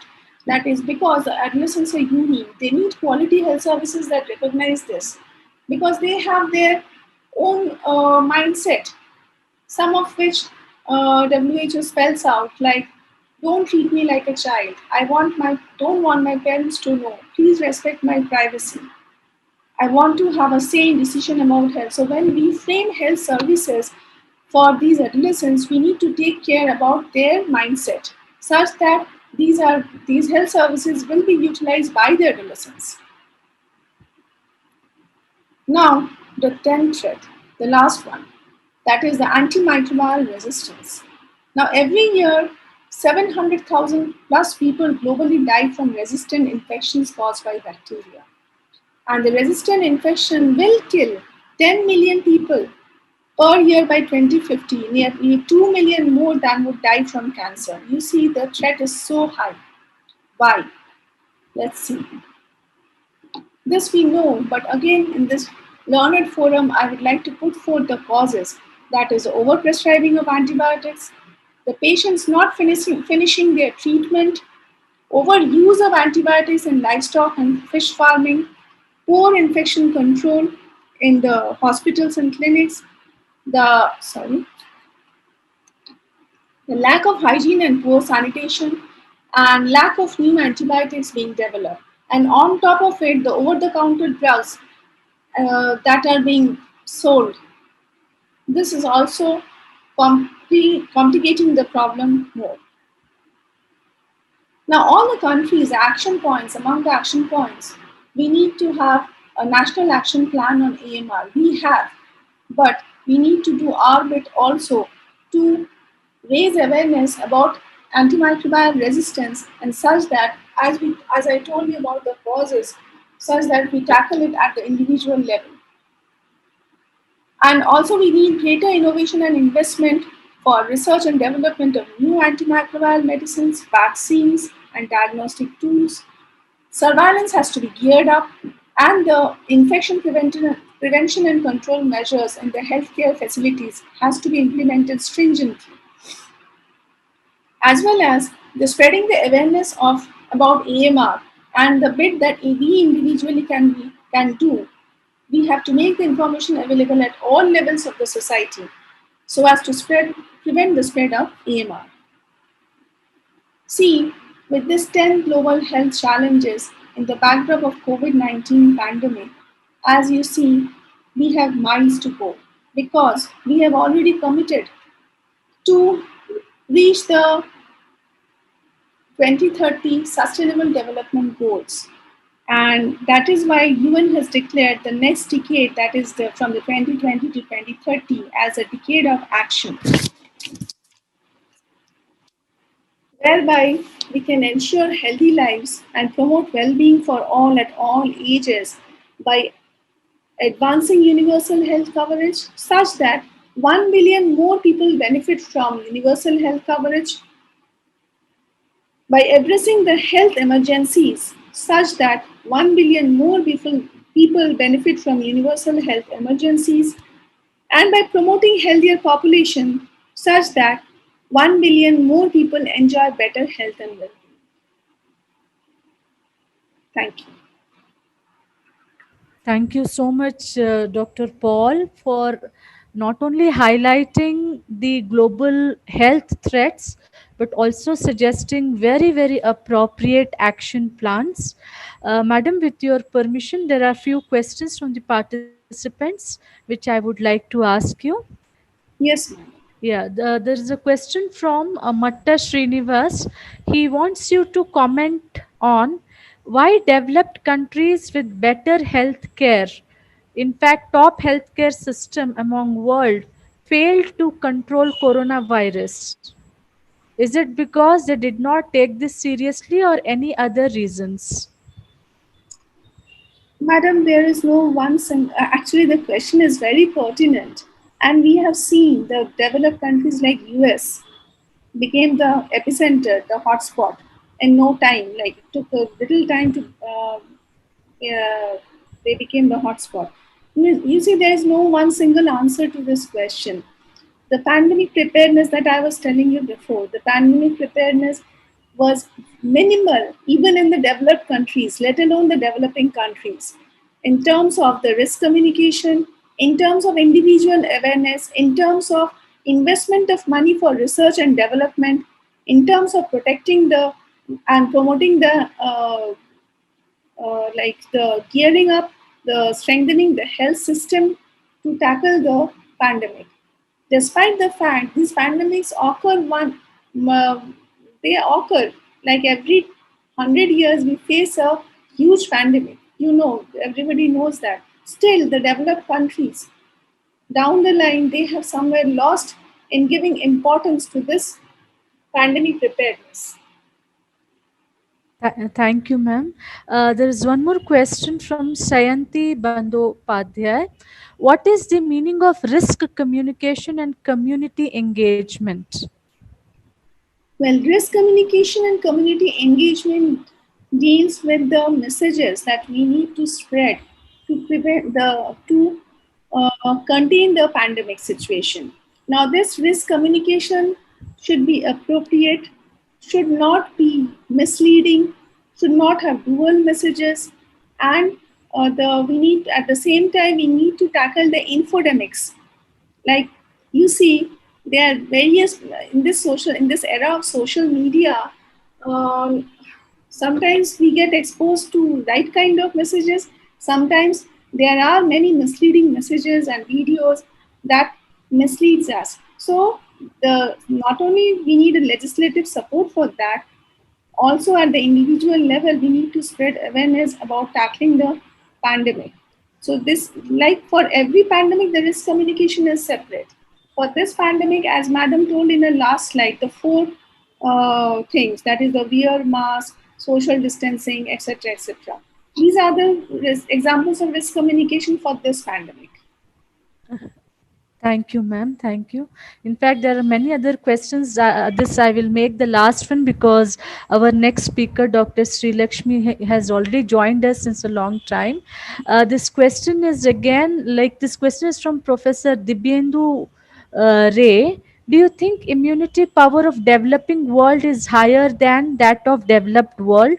I will combine one more question, Dr. Paul, that how can we address the food and nutrition insecurity problems, in particular to India, and red meat consumption is very less consumption due to cultural practices. Are there any other alternatives? So one question is on immunity, another question is on use of red meat. Regarding immunity, actually, there is no such evidence where we can comment on this fact that the developing countries have higher immunity. And that's this I really don't know. But you see, developed countries, like madam was in my previous, in reference to my previous speaker, she rightly told that they have discontinued some vaccines like BCG vaccine, etc., etc., because this disease prevalence is lower. But in our country, we are continuing because we are facing the challenges of these infectious diseases. And in this era of globalization, especially that the movement of human population is very high, mm, I think um, the developed countries which have stopped immunization, although there are policies like when you go to a country like US, you have to take BCG vaccination, polio vaccination, etc., etc., and then go. But there are always loopholes. There, we always don't move by the state channels. There is migration across borders, and the people do not have these vaccination papers right, and sometimes these people get exposed to these viruses.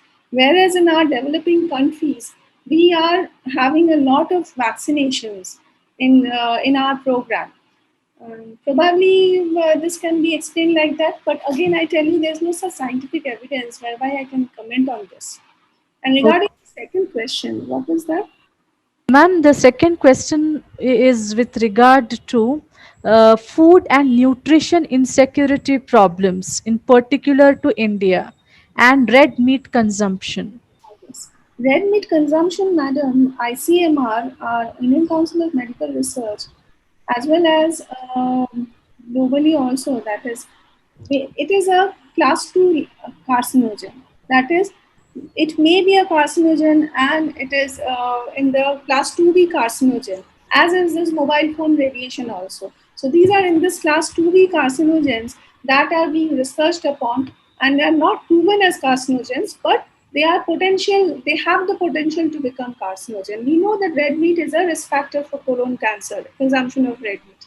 So Here, in this my perspective, what I was trying to stress upon, that this is one point where red meat consumption is a potentially harmful, because the amount of energy that is required to digest red meat, that is, we call this basal metabolic rate, that is not so high for a sedentary person. Usually sports people who work out, they have got this high basal metabolic rates to digest consumption of digest red meat. But that doesn't mean that we'll absolutely stop red meat, okay?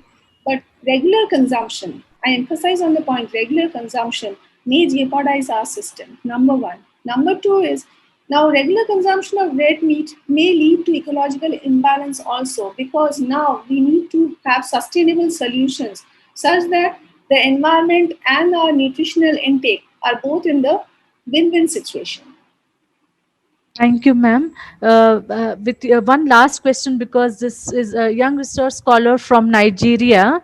Like you mentioned about AIDS and poverty in your presentation, then this question is from Mr. Jamilu, who asks why Africa made little progress in responding to these challenges.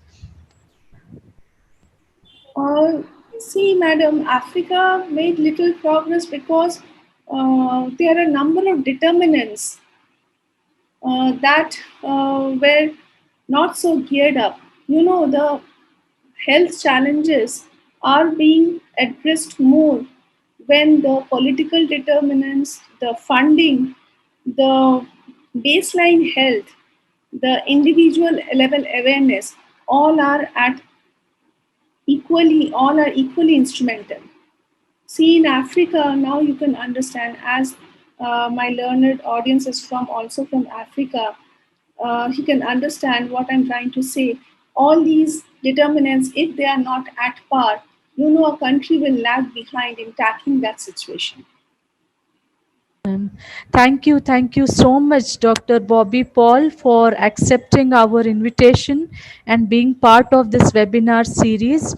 And that too, you hail from an institution which has done tremendously instrumental work with regard to community medicine, with regard to prevention of. Coronavirus, it also spreading community awareness. Thank you so much, Dr. Paul, for being with us. And with your permission, may I now proceed and invite our next speaker, Dr. Sri Lakshmi Pingali, who is MD in psychiatry. In past 1 decade, my dear friends, mental health has assumed tremendous significance, and especially during pandemic period, when mental health has come into the forefront of discussion. And you must have heard and read about so many suicide cases, including that of many celebrity suicide cases as well. So the mental health as a dimension of health and development has to be addressed at a very, very significant level.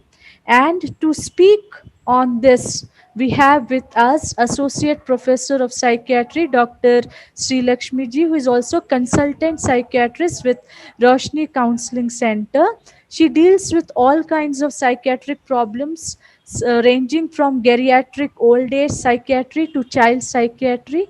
She has been working relentlessly to reduce the stigma around psychiatric illness and bring awareness among general population through many programs in television and articles in newspapers and talks in various institutions. She runs free camps in her clinic for she has been running for many years with the motto that treatment for mental illness should be accessible to all. So, on behalf of Department of Sociology, Nizam College, and Council for Green Revolution, I extend a very warm welcome to Dr. Sri Lakshmi Madam, who will be enlightening us on concerns and challenges in mental health. Over to you, Dr. Sri Lakshmi Madam. Thank you, Dr. Vinita. You're able to hear me? Yes, madam. Yes, yes. Can you see my screen? Yes, madam. We can see your screen as well. So, good afternoon, everybody, and thank you for the invite. Now, the two other previous speakers have spoken very well about the various changes that can be brought about to increase the mental health to health standards, and all the discussions that they have said is also applicable to mental health. So, since I'm a clinician and I deal with patients on a regular basis, I would like to make my presentation more in terms of a story rather than statistics have already been told to you, very beautifully explained in depth. So I want to give you my own real life examples to make it more interactive maybe, and understandable, because mental health, as we all understand, is very difficult to understand, appreciate, and accept. So this is how my presentation is going to go. Now, WHO, has defined health as complete physical, mental, and social well being, and not merely the absence of disease or infirmity. However, when the concept of mental health comes, we neither accept nor acknowledge that maybe we may be having mental health issues. Haven't all of you gone through various phases of stress in various aspects of our life? But I wonder how many of you have actually thought that I need help from a psychologist, a counselor, or a psychiatrist to understand. We are the same people who, at the first sign of fever or headache, would immediately go to a physician, or at least call a physician to find out, Doctor, is something wrong with me? So, mental health in this country has taken a backseat. Unfortunately, two things have made it worse. One is the pandemic, because it has got into sharp focus of how vulnerable we all are to mental stress. Many of my patients who suffer from anxiety have relapsed very badly. Okay? Many of them who never had anxiety issues are now coming up with anxiety. In addition, the other factor which has set us back by many, many years in terms of awareness is the discourse around the death of a celebrity in recent times. You have questions like, he's a hero does not get depression. You have discourses like, there are discussions which are happening which say that he's all seen smiling all the time. How can he be depressed? Forgetting that mental illnesses are biological conditions. It can hit you, me, and even a celebrity at any time. So, by the end of this presentation, if I can make a change in your thought process that the mind is mine, as is my body, it is a part of me, and therefore needs equal importance as my body does, and there is no shame in asking for help. In fact, it makes me a braver person, a stronger person to identify and to reach out. Then one of the challenges which mental health faces is successfully overcome.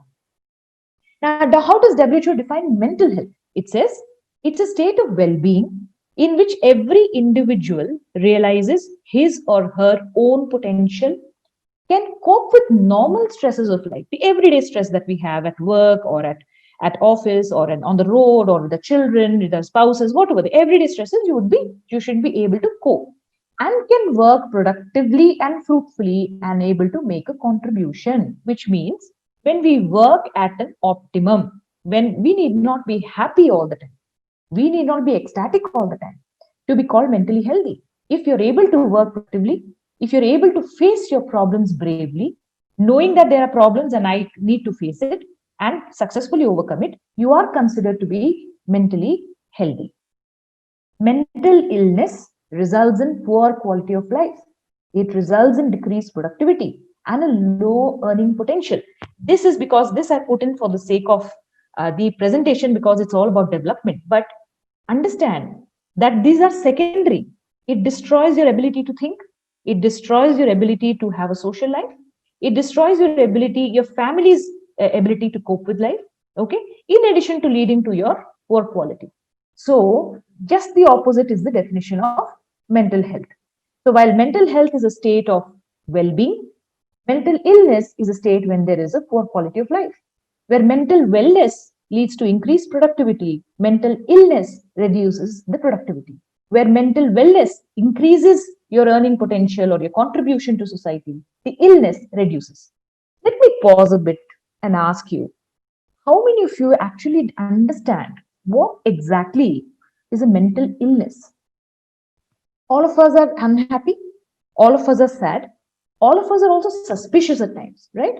All of us get unreasonably angry. All of us get,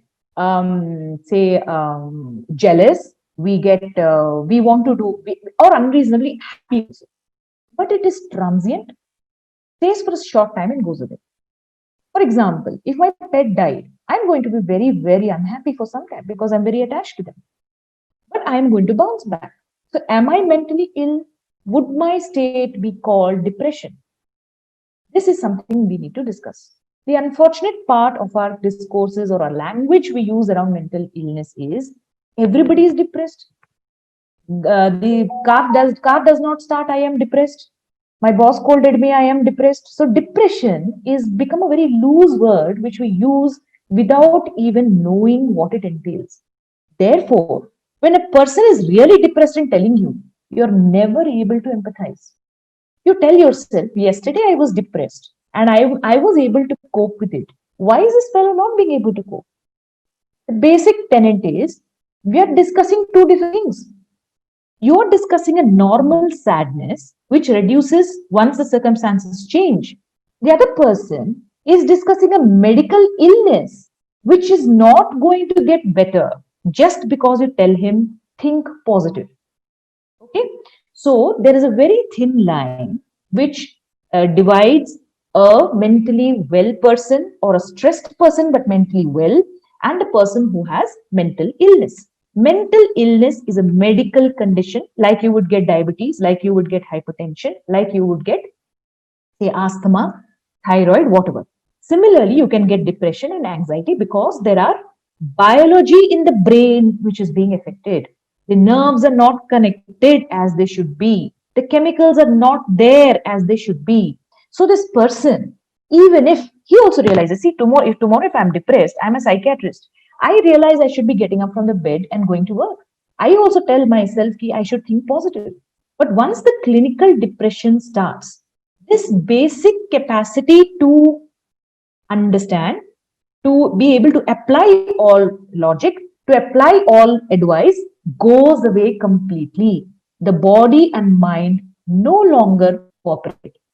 To such a person, if you go and advise, like Lele, yaar, sab kuch theek hai, or you tell him, it is all your mind, you should think positive. Why do you want to go to a psychiatrist? They are they are only there to please money. Recent Twitter, I have heard that or read that all psychiatrists are out to only make money and they only want to make you addicted to medicine, right? So, if this is the advice you will give a person to having a mental illness, don't you think the damage you're doing is far more despite your best intentions to help the person? So, here comes the first story.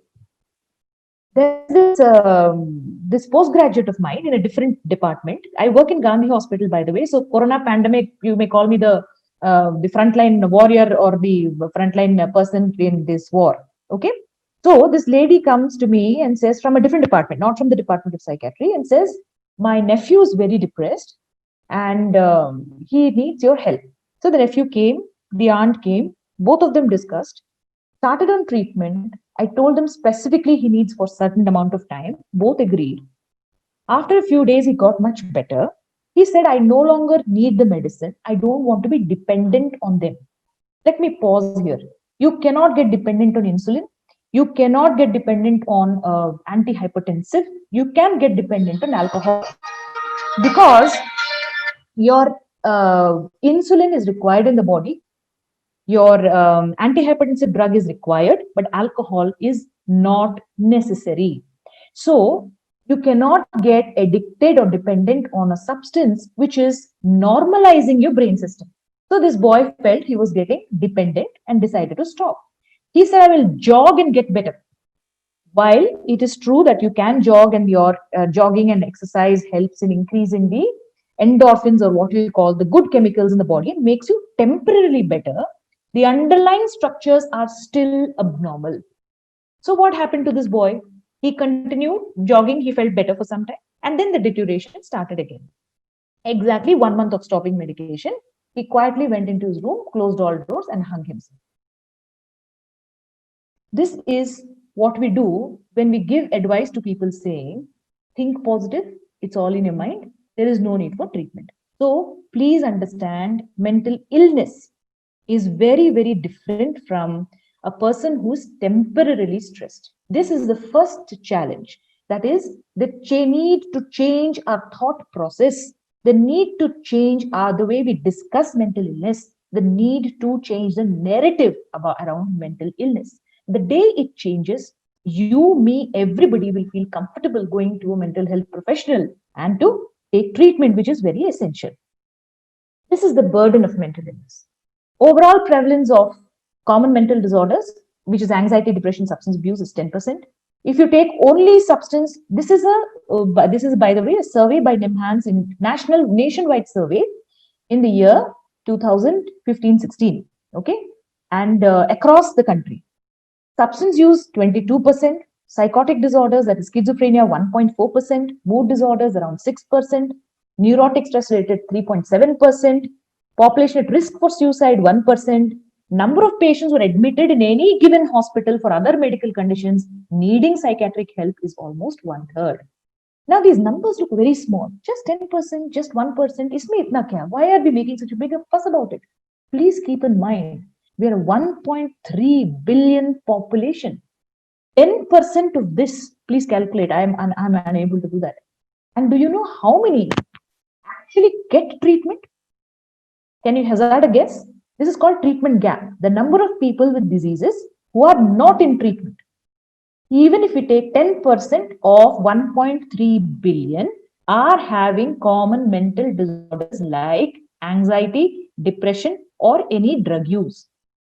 Of this, 83% do not get treatment.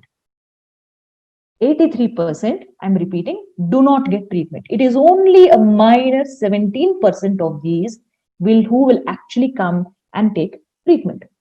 Of this, again, there are lots of vulnerable populations. Those who have no education, those who have low household income, those who don't have even lack of, don't have basic amenities like clean drinking water, some people who are subjected to physical and sexual abuse, or those who have chronic diseases like joint pains or cancer pain, they are more vulnerable apart from others. The special case of females in our society, in the Indian society. The hormones anyway make us the hormonal changes, the childbirth, the premenopausal, the perimenopausal phases, the postmenopausal phases, the immediate PMS or the premenstrual phases. Anyway, are places where a woman is more vulnerable to mental disorders because the hormones are anyway changing. In addition, the problem is compounded because there is gender discrimination. Do you agree that there is social exclusion? Marrying off at a very young age, though the previous speaker has given us good news that the numbers are reducing. And when you are a victim of abuse, either your husband is an alcoholic and is doing it to you, or he's just simply an abuser who will abuse you behind locked doors. So these are very common disorders. I had a woman who came to me walking bent and came and sat in front of me. And then I said, since we have to look at physical disorders in addition to, I asked her, why are you walking like that? She said, doctor, my husband has beaten me so much, I'm not able to straighten my back. She's an educated lady, a working lady, but a victim of domestic abuse, did not know how to come out of it, and was coming to me for treatment for her stress. How could I have helped her unless she helped herself with this abuse? So this is a very serious issue. And now with the pandemic, happening, most houses, they are locked. We are all in lockdown. We prefer not to go out when there is for non-essential work, we're not going out. Imagine being locked in with your abuser all the time. The cases of domestic abuse have been reported to be on the rise because if the husband went to work or the lady herself went out to work, there was at least certain time where she was free of this abuse. Now the abuser and the victim, let's be gender neutral, abuser and victim both are locked up, and therefore the cases of domestic violence are increased.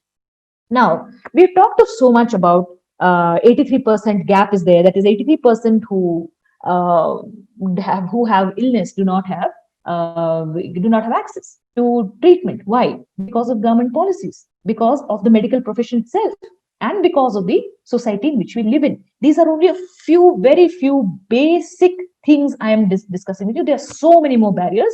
This is just to give you a cross-sectional view. Most importantly, what prevents a person from taking treatment or prevents an access of a person to take treatment is stigma.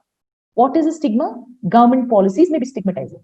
That is, you do not include patients with mental illness in jobs or in providing them with education facilities. Though it is all changing, and the new Persons with Disability Act has included mental illness in its policies. Social, like we just discussed, the way we treat a person with mental illness. See, all patients who are having mental health issues are not necessarily those people you see on the road, wearing disheveled clothes and disheveled hair and muttering to themselves. There are various hues and colors of mental illness. Children come with anxiety issues, come with attention deficit hyperactivity disorders. Adults come with adjustment problems in marriages, and even elderly come with dementia or memory problems. So the scope of mental illness is huge. So there used to be a discussion in other non-psychiatric fraternity कि आप लोगों का क्या काम है? 4 बीमारियां हैं, 4 दवाइयां हैं, खत्म कर दो, right? This is the view people generally have about mental illness, that we use sedatives, that a person becomes vegetable, that the person becomes non-functional. This is the societal view of both the patient as well as the psychiatrist. I think on a lighter note, we are the only doctors who are never acknowledged in public. So the person would have, just spoken to me in my room, and both of us would have gone to the same party, but she would not make eye contact with me and pretend as if she did not know me. First 2 times when I was a lot younger, it used to disturb me. Then I realized that is the way she was protecting herself from the society stigma. That, oh, you know a psychiatrist? That means you met her. That means you have an issue. If you have an issue, what could be the possible reason? And so on and so forth, right? So as a society, the stigma needs to reduce. What do you think happens to this person who's facing all this stigma? Person who has schizophrenia, lost touch with reality, lives in his own world, withdrawn in the room, okay, maybe matters are a little better for him because the stigma does not affect, though the disease is bad. But for a person suffering from depression, you feel the society is going to put me down. I'm not going to be treated on par with other people. What happens to them? They start internalizing that stigma, which means they themselves start believing that they are lesser human beings than the others. What happens to a person like that?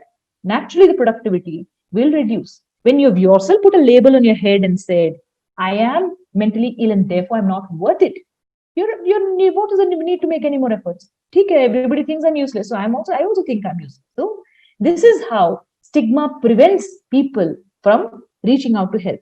Why do you think the recent celebrity has committed suicide despite having so much of, if the story of his having depression is true? If he had depression and wanted treatment, because we are so closed about taking treatment, we are so afraid of public judgment, he opted not to take treatment. He opted to take it from home. He opted to be alone and then finally succumb to suicide. How sad is that? How sad is that? Other barriers. You open any media channel today, their discussion is about mental illness. I have a few things that have really caught my mind and thoroughly disheartened me and many psychiatrists across the country is some of these statements. Heroes don't have mental illness. He was a hero. He was a high achiever in everything, so they can't have mental illness. Mental illness was caused by the medicines given to him. So there were other medicines given to him which caused the mental illness. Look at him, he looks and sounds so cheerful in his videos. How can such a person commit suicide? By doing this, what we have done collectively as a society is we have put people of mental illness in greater fear. Now they'll be afraid to take medication. Now they'll be afraid to acknowledge that they have a mental illness because that makes them feel like a zero. Heroes don't have mental illness, only zeros have. They will not accept it to themselves, they will not accept it to the others.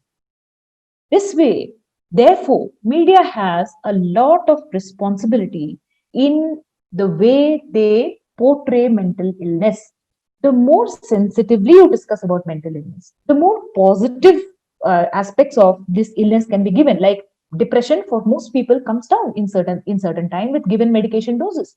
For many people in my own patients, many of them who have severe mental disorders like OCD, like schizophrenia, like bipolar, like anxiety, are lawyers, are doctors, are bankers, are actors. Unfortunately, we don't know because they don't share. So media has a very big role. The more they make it a demon, the less likely that people will actually come for treatment. And that let's not just blame the media or society at large. Our profession is also very much to be blamed. We don't have I don't know how many of you are aware that we do not have a proper training in psychiatry in undergraduation. Therefore, leads to poor, naturally, by the time they are general physicians or surgeons, they have no idea about mental illness at all. Like everybody else will say, think positive, theek ho jayega. Okay. Also, most of psychiatrists, including myself, are concentrated in urban areas. So the reach to rural areas is very less. There are very, very few of us. Very, very few. See, these are the numbers. 0.05 per lakh in Madhya Pradesh and 1.2 per lakh in Kerala, which is supposed to be best. Also, in our country, belief in supernatural powers is so great. The belief in faith healers is so great. Can you imagine? So many of us, so many of them come to us, and studies have shown that 70% go to a faith healer first. There are some good faith healers who say, "Aapko dawa bhi hona, dua bhi hona," and they send them to the psychiatrist. But very, very few, maybe about 19% only meet psychiatrists. The remaining percentage will meet their general physician. So these are the barriers. Why? Because we have no knowledge about mental illness.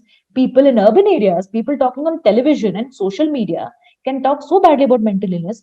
Think of the poor farmer staying in the rural areas of Telangana. What knowledge will he have about mental illness? So he will go, he will think it is black magic and go to the nearest faith healer, right? So these are one of the other barriers. Less priority to mental health in government policies, lack of rigorous implementation of mental health programs, inadequate infrastructures, and inadequate activities, IEC activities. However, after having said all this, I want to point out that we have a new act called the Mental Health Care Act of 2017, which is a very big blessing for all of us because it has now made mandatory that mental health should be integrated into primary health care. It has made it mandatory that a psychiatrist should be available at every district headquarters. It is mandatory now. If they don't do it, then they're answerable. Okay. Also, the new MCI curriculum or the education curriculum of doctors has sort of, the previous speaker has also alluded to it, has, sort of what is the word to say, has merged psychiatric topics a lot with the general topics that the students have to learn. Therefore, this scenario possibly is set to change in the next 1 to 2 decades.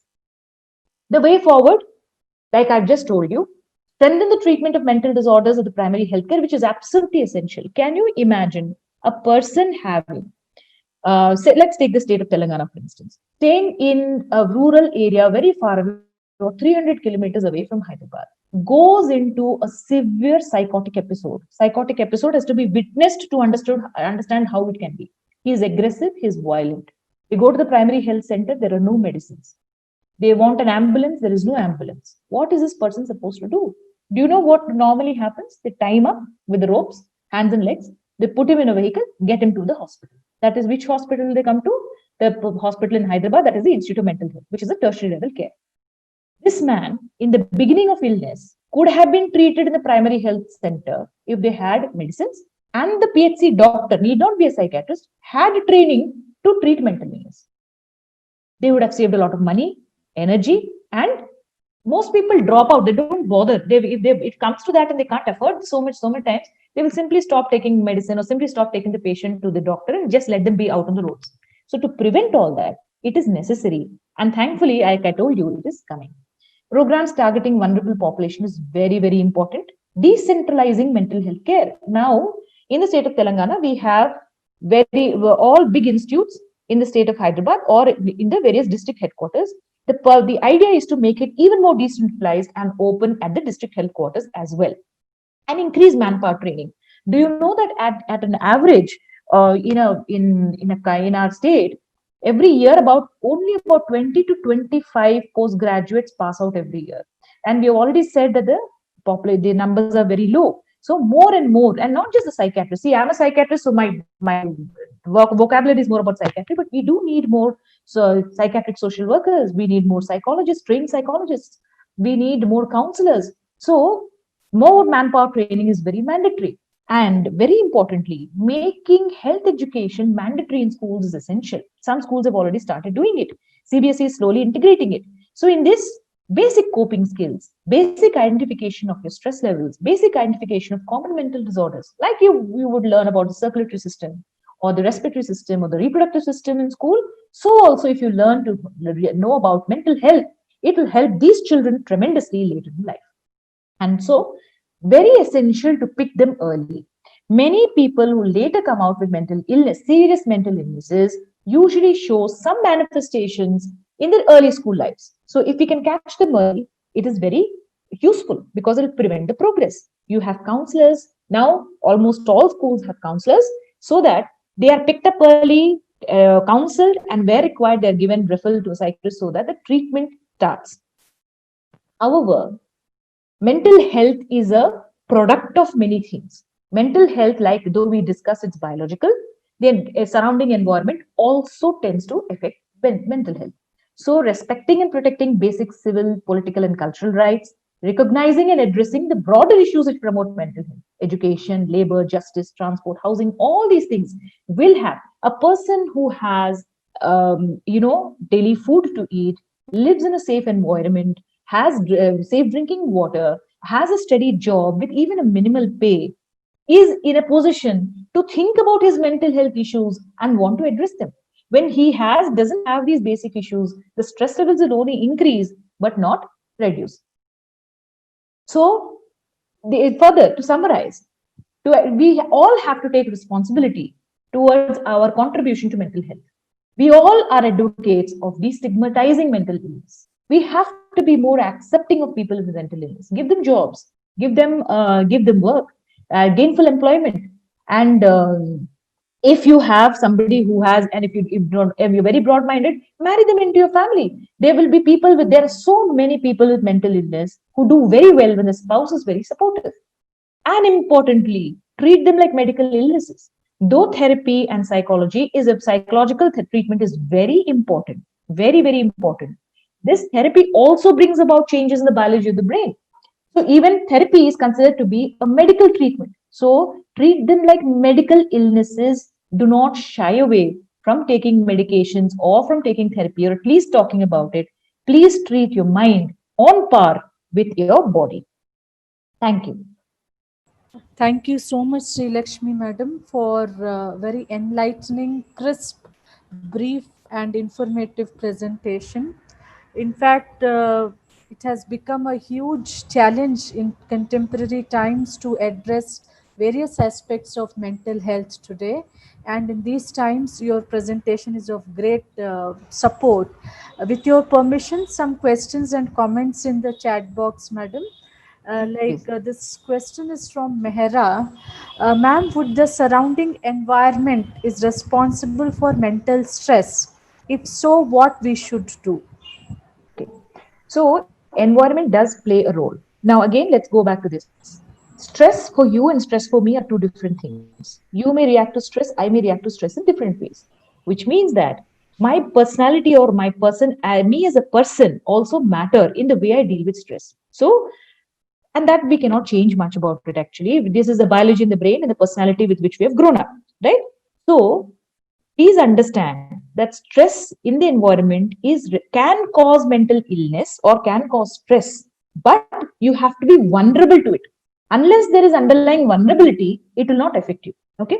But if you do have stress and you are feeling stressed, the first step in any kind of stress management is to identify the source of stress. Remember, most times it is not one single thing which is causing stress, it's a mixture of many things that is causing stress. Children not studying properly, not earning enough, ill health, so many things, small things add up together. So you need to make a list, see the things that you can solve, and in the order of priority, which is most important to be solved immediately. Do that first. Then focus on things that can be solved a little later. And there will be things in life which can never be changed. If you can live with it, if you can compromise, that will also be a good way forward. Thank you, ma'am.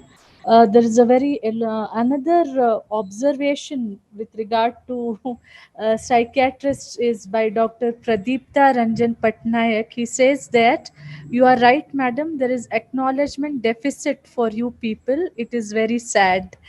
And then moving on to next question, ma'am. This is from Matta Srinivas from University of Hyderabad. It is very nice and important presentation and need of the hour. My question is, ma'am, as you have said, illness is also due to societal structural. He completely agrees with you.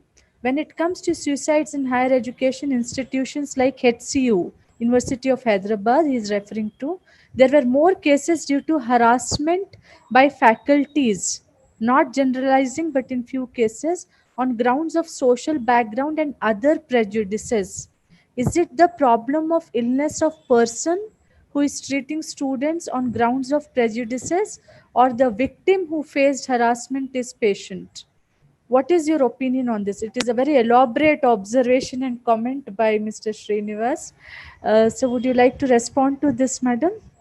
Yes, though I would like to respond to it like a psychiatrist. So, though your observation has been very correct, Yeah. why just harassment? Let us look at any life stressor, and especially when the stress is unexpected and unreasonable, your levels of stress ability to cope will certainly increase. There is nothing wrong in saying that this problem has come from here and that needs to be rectified. There is no two ways about it. There is no question of harassment to tolerate harassment, and I'm sure there should be measures in the. I'm not authority on that, so but there have to be measures to curb it. However, talking from the point of view of mental illness, I'm sure many children are being harassed, right? If the person has prejudice and he's harassing a group of children, let us assume, for instance, of that only one person will commit suicide. Why? This you have to understand. Only one person, because the vulnerability of the person is more as compared to the others.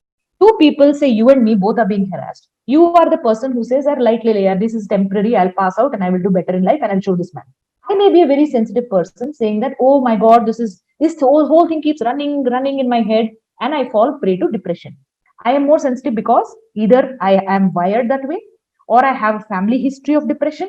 Myself have suffered from depression in the past. So many factors come together to make a person more vulnerable. It is this vulnerable person who's more liable to commit suicide. So when you offer mental health, we want to target mental health support. We want to target such people who are more vulnerable, who are more at risk, so that such instances are prevented.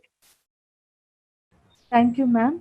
There is one more observation by K. Pramod Kumar that psychiatric social worker is essential for all fields today, but unfortunately, we don't have perfect agency, which leads to professional social workers into community. This is his observation with regard to psychiatric social workers. Madam, there is one more question with regard to the gap which you mentioned, 83% gap. So, what are your suggestions to reduce this gap, madam? Yes. So I agree with Pramod Kumar Garu that psychiatric social worker is very, very essential. There is no doubt about it, because these are the first frontline workers.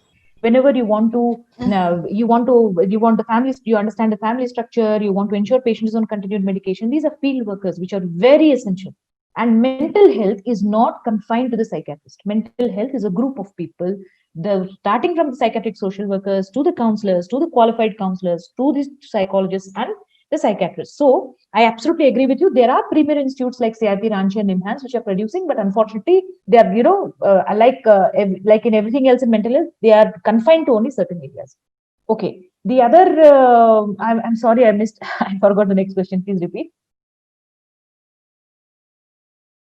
You're muted, ma'am.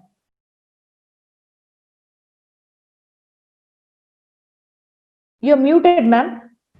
Ma'am, yeah, I'm sorry. No, you mentioned about that Treatment 83% gap. gap Treatment with, gap. Yes, yeah. yes. So, how to Treatment. reduce that gap? Yes, What are yes. your Reduce. suggestions? Yes. So this is basically, my presentation has been about reducing the gap. So we reduce the gap by making mental health acceptable, accessible to all.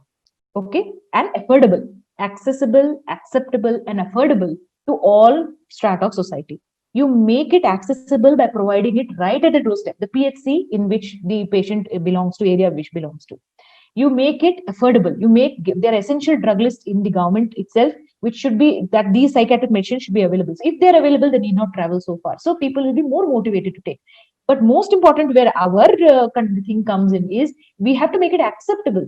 To make it acceptable, the stigma has to reduce. We have to, we have to accept the person. Then the person will accept the disease. If we keep on, differentiating against them, if the family members, society, friends, family, they we all differentiate, he will not want to tell anybody that he's suffering from mental illness. So accepting them and also providing treatment in acceptable ways, in affordable ways, in accessible ways will reduce the treatment barrier to a large extent. Yes, madam, that is very true. Thank you so much, Dr. Sri Lakshmi, madam, for joining us today and helping us understand the basics that how such barriers are leading to more and more stigma with regard to the mental illness. And if we have to address development process at a national level, at a community level, it is very important for us to address that particular stigma and reduce that stigma. Thank you so much, madam, for being part of this webinar series, and I hope that in our future endeavors also you will be kind enough to be part of those endeavors. Thank you so much, Sri Lakshmi, madam.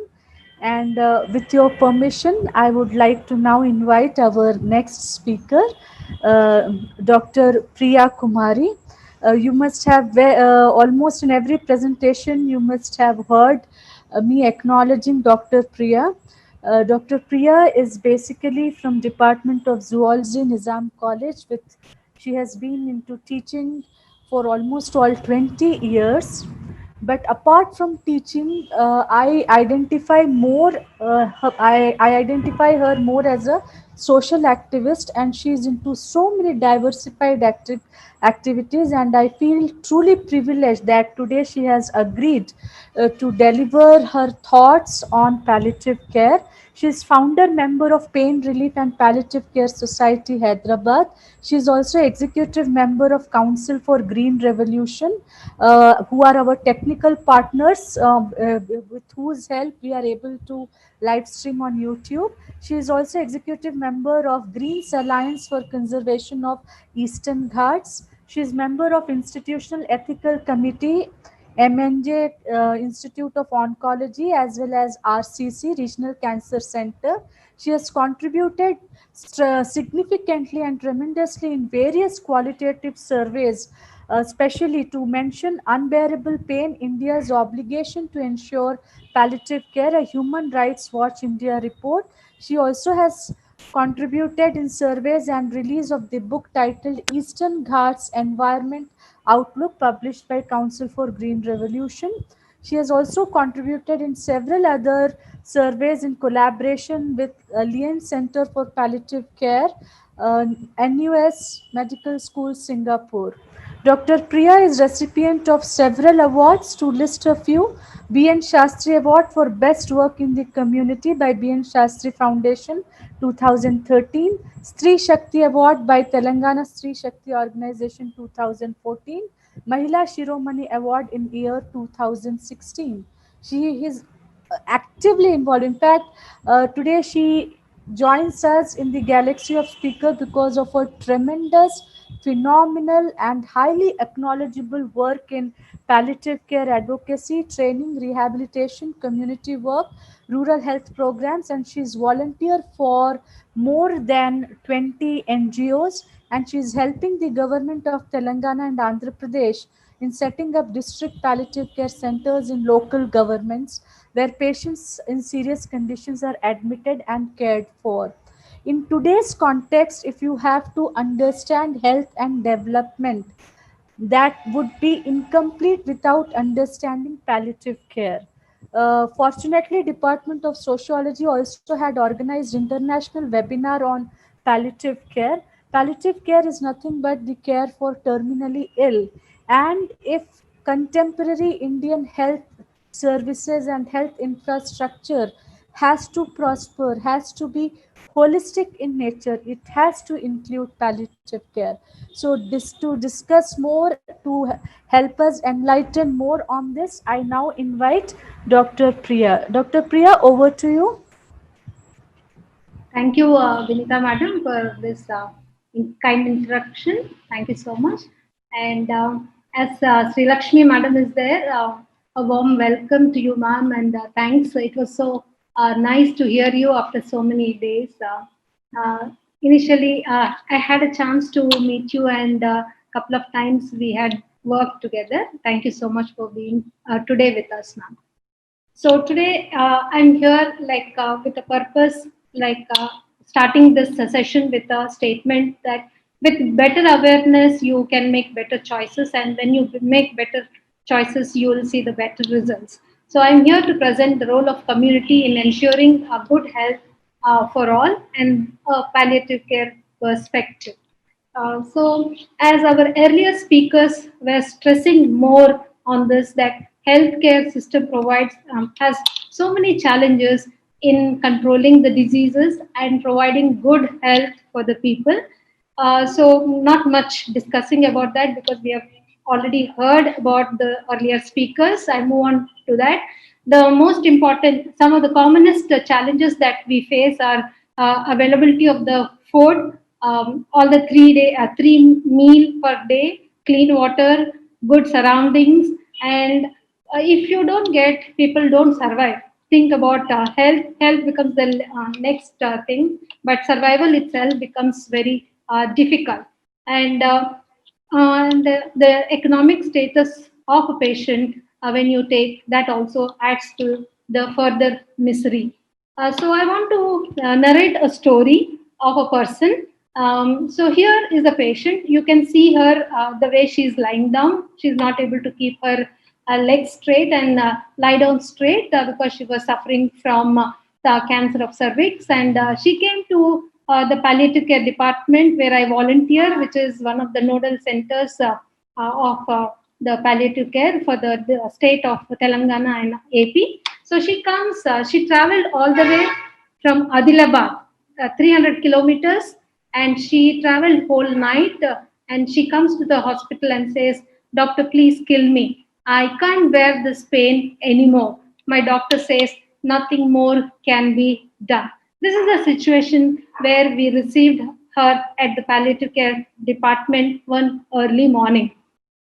And when we see, this is of the patient which we are talking about, but generally when you take off the chronic illnesses and the cancer in particular, a study says that there are severe symptoms affecting the well-being of the patients who are having the advanced diseases.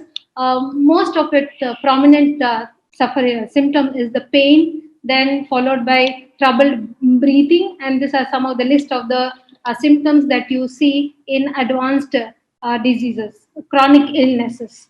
So they, apart from that, as Dr. Sri Lakshmi Madam was saying about general mental health, the people suffering with chronic illnesses, they undergo a different kind of psychological suffering.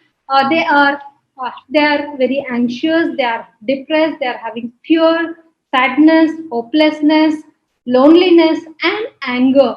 Why? Because they realize suddenly everything goes on normally. Suddenly you get to know that you are suffering from cancer or any other chronic illness like kidney disease or cardiac failure. Then suddenly your whole lifestyle changes. You were healthy the previous day.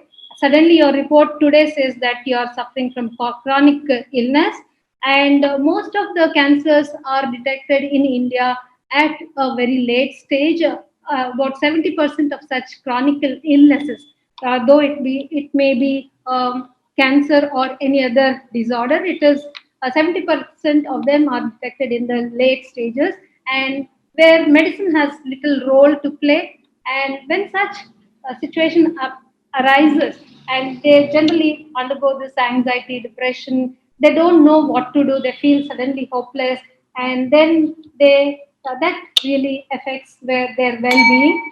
Not only that, they also suffer from social suffering, a social isolation, where they are separated out. For example, this patient whom I'm mentioning, so she stays in a very small a village in Adilabad district, which is a very rural district of the state of Telangana, where because she was having the cervical cancer, she had foul discharge and she was smelling so bad that even the healthcare professionals, like doctors and nurses, could not bear that bad smell. She was so badly smelling because of the discharges that she was having. So, because of which the surrounding neighbors isolated her, saying that she's smelling bad.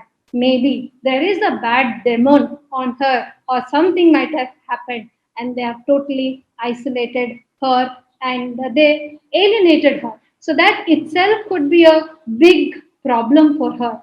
And the feeling, generally, the chronic illness patients, they tend to lose their energy, and slowly they start to depend on others for their basic necessity, like taking food, having or bathing, or wearing their clothes. So the dependency increases day on day as the chronic illness progresses. And still, there are a lot of stigmas in the society. Maybe the cancer is a bad disease. Maybe if you touch her, the disease may be spreading. Or because that lady is smelling so bad, it could be because of a bad curse. So let us keep her away, which adds to her suffering. And generally, like access to her, this lady lives in such a small thatched hut, very far away. Can't even reach to the primary health center if she had any severe problem. So access to care becomes very difficult.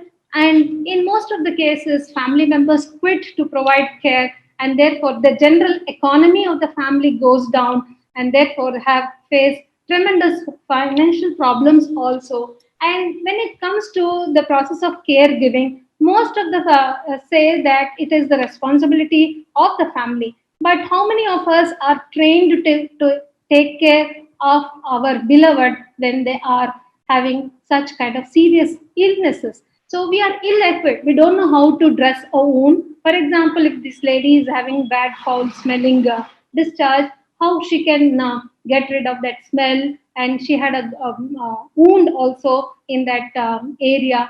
How could she avoid that bad smell? And this all leads to the stress, not only to the patient but also the family, not knowing actually how to provide the care. So another thing is spiritual problems. So then they say that question themselves when they are under this chronic illnesses, they question themselves, why is God doing this to me? Why only me? Why is that I'm being punished? And this makes them feel more stressed, and they undergo this kind of a suffering. So these are all the sufferings which we are having, not just the physical problem, which is because of the disease, and they also have emotional, psychological problems, social and financial problems, and spiritual problems, which leads to the whole lot of dimension of suffering apart from the disease, primary disease, which is actually causing the whole of the suffering. So here comes the palliative care as a boon for all these patients, when it says that it is an active total care of the patients who are with advanced progressive diseases, and we are trying to control their pain, because remember I told you they have the chronic diseases always have many symptoms which cannot be controlled. So palliative care offers a very good control of pain and other symptoms, and it also takes into account the psychological, social, spiritual, and supports the patient and their family members, and trains them how to take care of their beloved when they are facing such chronic illnesses.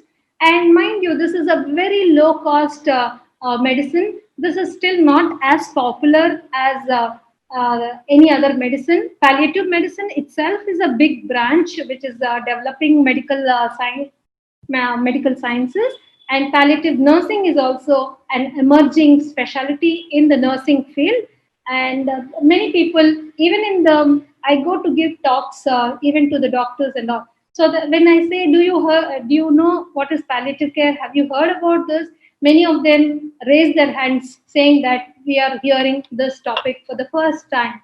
So this is a very fresh, very new specialty that is coming up, and um, it is a very low cost and very affordable treatment, and it's a science, mind you, it is a science which deals scientifically how to control their pain and other symptoms. So when we talk of fate of such people who are suffering with chronic illnesses, our hospitals which are set up either in urban areas or in the rural areas, they are traditionally geared up to look after the patients with acute diseases, because acute diseases are curable, and they need attention rather than the people who are having chronic illnesses and suffering with chronic diseases. So, but what happens to such chronically ill people, and they need the attention for the rest of their life? So, where do they go? And whose responsibility is it? Is it central government responsibility, state government responsibility? Whose responsibility is it? Who will provide such care? When you talk of provision of such care for such people, so many of the problems in this advanced diseases are non-medical in nature, and community plays a major role in addressing these problems. Here, if you see this diagram, we can only control the doctors, the health professional can only take care of the physical problem. And what about the rest? Financial problems, social problems, psychological problems, loss of role, spiritual problems. So, where I go to volunteer in palliative care department, such chronic ill patients, they see around 80 to 90 patients in a day. If they are seeing so many patients, how much time could they cater for one patient to listen to their story of their suffering? So we cannot blame the doctor, saying that doctor is not spending time. So therefore, there comes the role of other people who have to take an active part to see that. So there is a multidisciplinary team approach towards this treating this patient and the family. So doctors and nurses, of course, they are there, and medical social workers who can take a major role. So sometimes we have very stressful saying that you get angry with your God. Sometimes we have one patient who was very devotional, but she had cancer, breast cancer. She got treatment, and her disease came back after the treatment. After she lived a normal life after 10 years, then she was very devotional, and then she stopped praying and she started cursing God. See, God gave this me again. I did so many puja or so many vrat, but God didn't listen. How could we heal her? Probably some religious counselors can play a crucial role in explaining to them. And there are other specialities where a physiotherapist could have helped that lady who cannot put her legs straight and sleep straight, and some kind of occupational therapists, dietitians, pharmacists, speech therapists. There is a role for this. The scope of palliative care includes a multidisciplinary team. That's the reason why I was so much attracted towards the philosophy of palliative care. Once I got trained I also underwent the training how to counsel, how to deal with such patients in 2006. And since then, I'm stuck to this place and continue to be a volunteer, offering my little what I can do for these patients and their families who are in suffering. So there is, when you talk of the need for palliative care in India, now India is experiencing an epidemiological transition. There's a growing burden, as earlier speakers have also rightly pointed out, that there is a huge burden of non-communicable diseases, wherein mental health illness also becomes a part of non-communicable diseases, and many other chronic illnesses are being identified. About 5.4 million people are estimated to be needing this palliative care who include advanced cancer patients, old age related patients, end stage systemic disease patients, AIDS patients, and many more patients. As I told you, so I'm taking the example of cancer here because I volunteer for cancer patients in MNJ Cancer Hospital. About 2 million cases are they are identified in India who need palliative care. And as I told, more than a study says that more than 70% of them come in advanced stages. This is one of the study.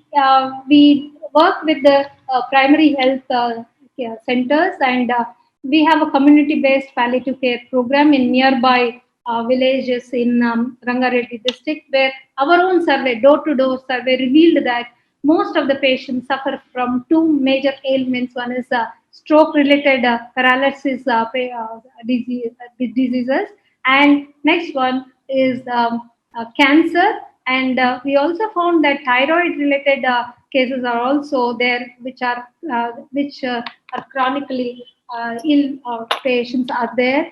HIV/AIDS. This is a profile of the patients which we did a study and identified in the rural setting, and it also matches to national and international levels, where it says that 1% of the population at any point need palliative care, and many people are suffering from the chronic illnesses. This is the global scenario. The red indicates that we are not still there prepared and to offer palliative care services to our patients. In some parts where yellow is seen in the Kashmir region and some of the eastern regions, there is no word of palliative care at all in that places. Fortunate that we have little bit in other parts of India. So when we talk of this provision of palliative care, World Health Organization says that every healthcare provider, there should be, whether it is at the national level, state level, or at primary level, there should be a proper policy in place wherein they are being provided of some kind of a support in the healthcare system. There should be a policy, and there should be a proper drug availability. As Sri Lakshmi Madam was mentioning, if the patient was able to go to the primary health center and get the medication, that would be so much helpful. So in cancer patients who are having severe pain, we use a drug called as morphine, and that is a narcotic drug and very restricted drug, and available in only particular licensed pharmacies or the hospitals. So that drug availability, if it is available, suppose for my patient in the Adilabad district, if it is available, she would happily be there and taking the drug. She need not travel all the way 300 kilometers just to get the drug. And people should be educated, and we should, after all this, we should be able to implement and take forward this services into the rural settings where our people are living. So how this can be delivered? What is the way that we can deliver palliative care services? We can offer it as a outpatient or outreach clinics where patients come to the clinics and they show and get the treatment there as OP patients. And we have inpatient where the hospitals have some of the hospitals, they have designated beds for the palliative care where they get admitted as inpatients and get treatment. We have home-based care wherein this, as the disease progresses, the patients become more and more bedridden, bedbound. They cannot, their dependency becomes very high. They cannot come to the hospitals to get their treatment. In such cases, our healthcare team goes to their home. We call it as life at your doorstep. Go to their home and provide the help at their doorstep. Then there is a term called as hospice. Hospice is a kind of a hospital, not as any other hospital. Hospice is close to like a home-like facility wherein you have a home-like atmosphere there for these patients who are suffering.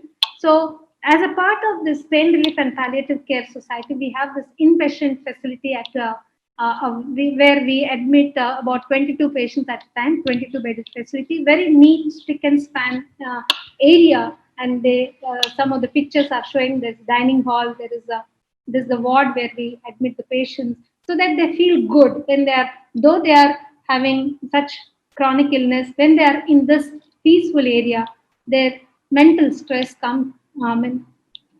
We cannot take away, but at least try to reduce that stress. And as I was telling you, it is a very, very specialized branch of medicine, upcoming medicine, and it needs a special hand and special skill needed to learn this. And as earlier speakers were stressing that in the medical school curriculum, in the graduate level, in the MBBS level, there is no proper chapter on how to communicate with the patients, how the about the palliative care as a topic in their curriculum, nor how to take care of these patients when they are about to die. So a lot more to be done, and it's a very specialized care ranging from, we have a very good pediatric palliative care, one of its kind in India, where we offer cater our services to children who are even suffering with this cancer and other chronic illnesses. So we our treatment, I mean, our as a multidisciplinary team, we offer counseling to the patient, good communication. So we often hear that agitated family members broke up the hospital, they beat up the doctors and nurses.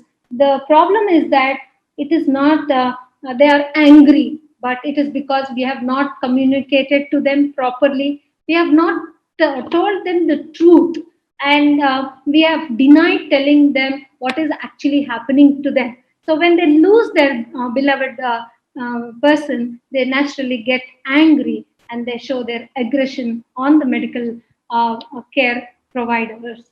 And as a multidisciplinary team, not only counseling, we also do a lot of nursing at their home. We also do a lot of rehabilitation to the patients and their family. We try to provide some kind of a job or some other opportunities. And we also don't leave the patient after the patient dies.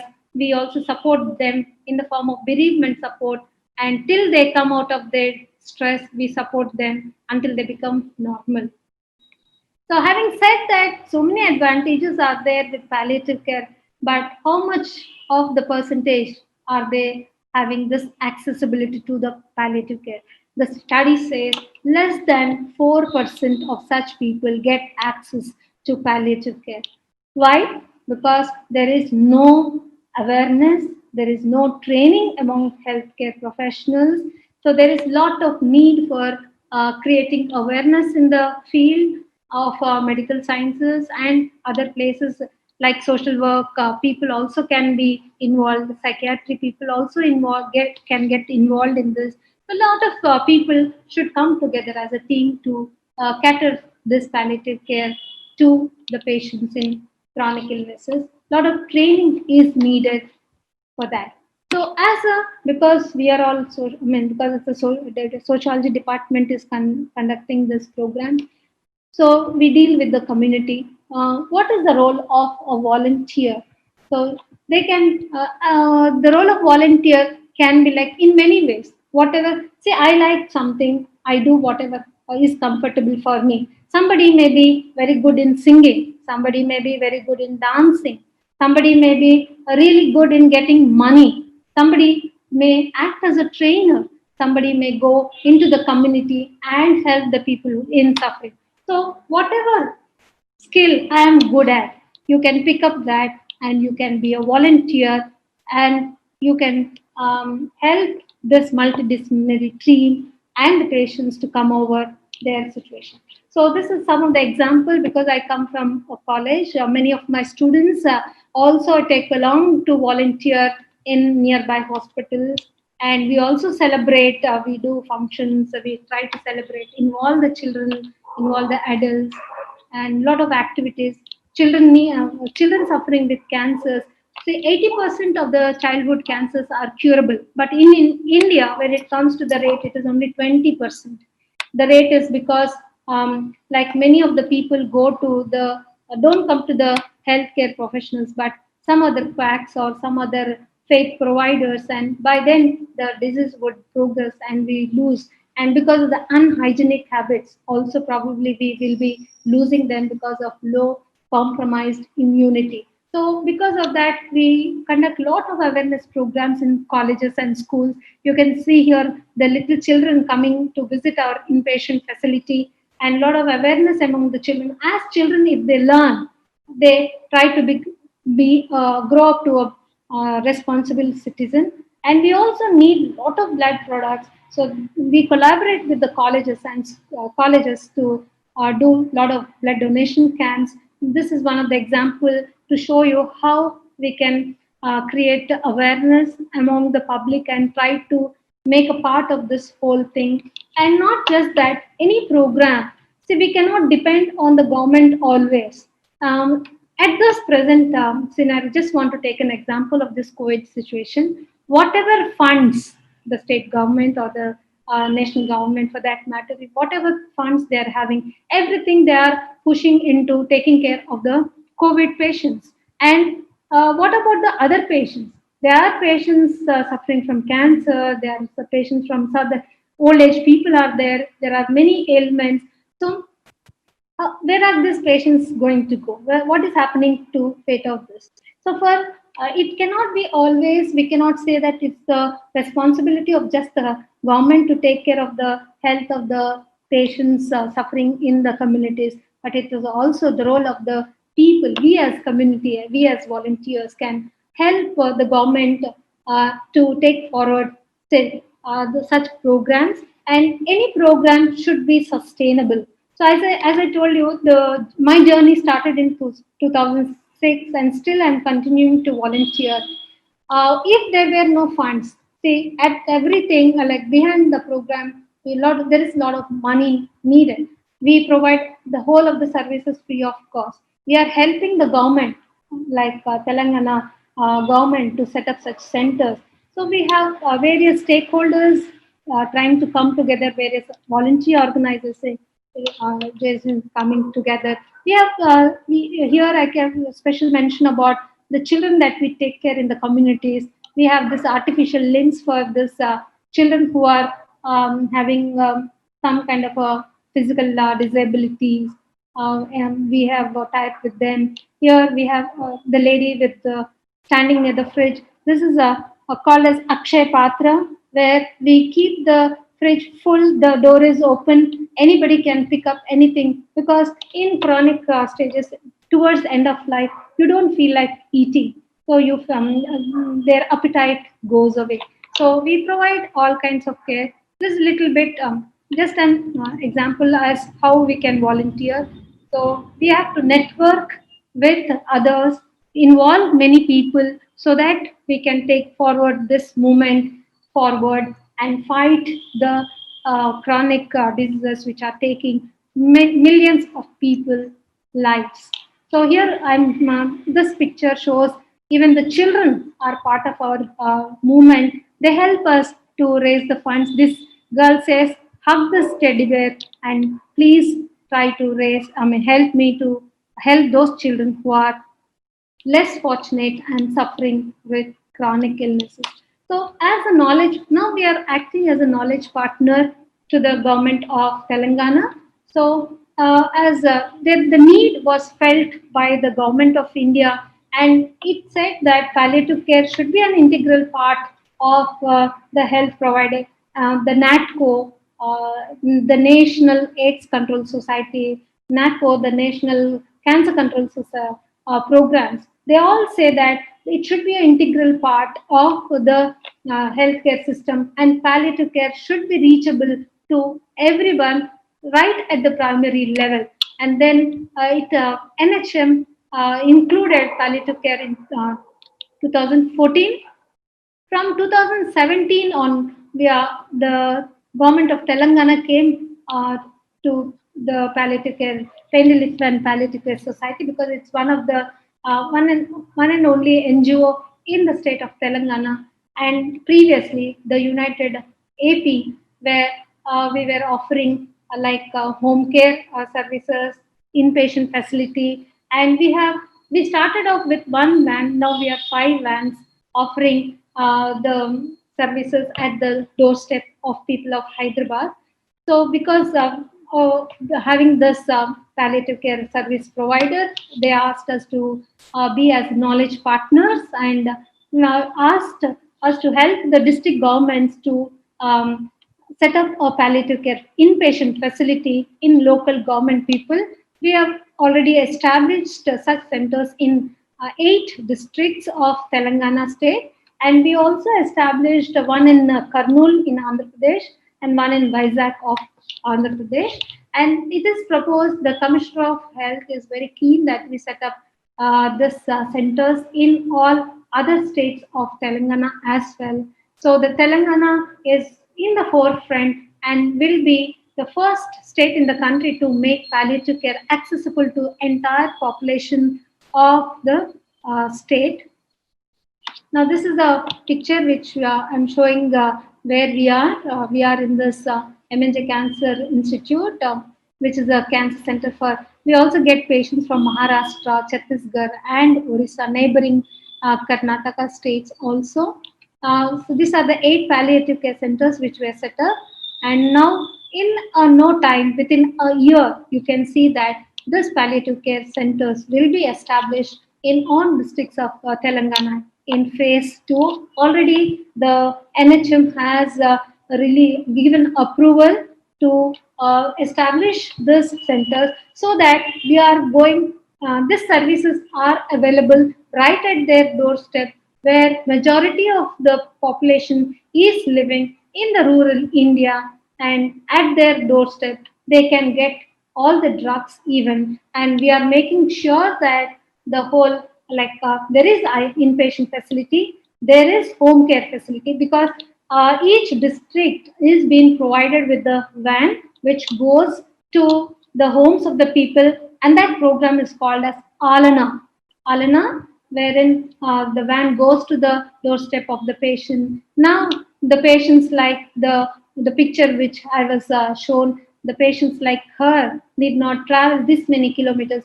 We have a center in Adilabad now established, and they can go and get their medicines right at their doorstep. So IP is provided, inpatient facility is provided within the hospital itself. We are linking with the other health workers involved in rural health setting like ASHA workers, ANMs. We are trained. In this 1 year, probably we could have trained about 6 to 7,000 healthcare professionals, including doctors, staff nurses, ANMs, and ASHA workers in Telangana state. And now, if you ask anyone in Telangana what's palliative care, I'm proud that our team was able to bring about this kind of a change in state of Telangana to certain extent. In Andhra, we have considerably created awareness on the palliative care. So here I want to say a quotation that you matter to me because you are you, and you matter to still the last moment of your life, and we are there to take care of you. And with that note, I end my presentation here. Here again with a note that cancer is not contagious, and these are all the children whom you are seeing. They're all cancer affected kids. Some of them have survived the battle. Some of them we don't see anymore. Thank you for this opportunity. Over to Dr. Vinita Madam. Thank you so much, Dr. Priya, for a very, I don't know what adjective should I give to your presentation. I feel very emotional seeing your presentation, very informative presentation, and a presentation which highlights that how teachers can make a long lasting effect in palliative care. The main purpose of having this session as part of health and development, because most of our delegates are from teaching fraternity, and we as department were very keen that because our delegates are from different parts of India, they should carry forward this concept of palliative care and popularized among their own community and fraternity, so that we are in a position to make this world a pain free world. So thank you so much for a very very sensitive, very elaborative and very very emotional presentation.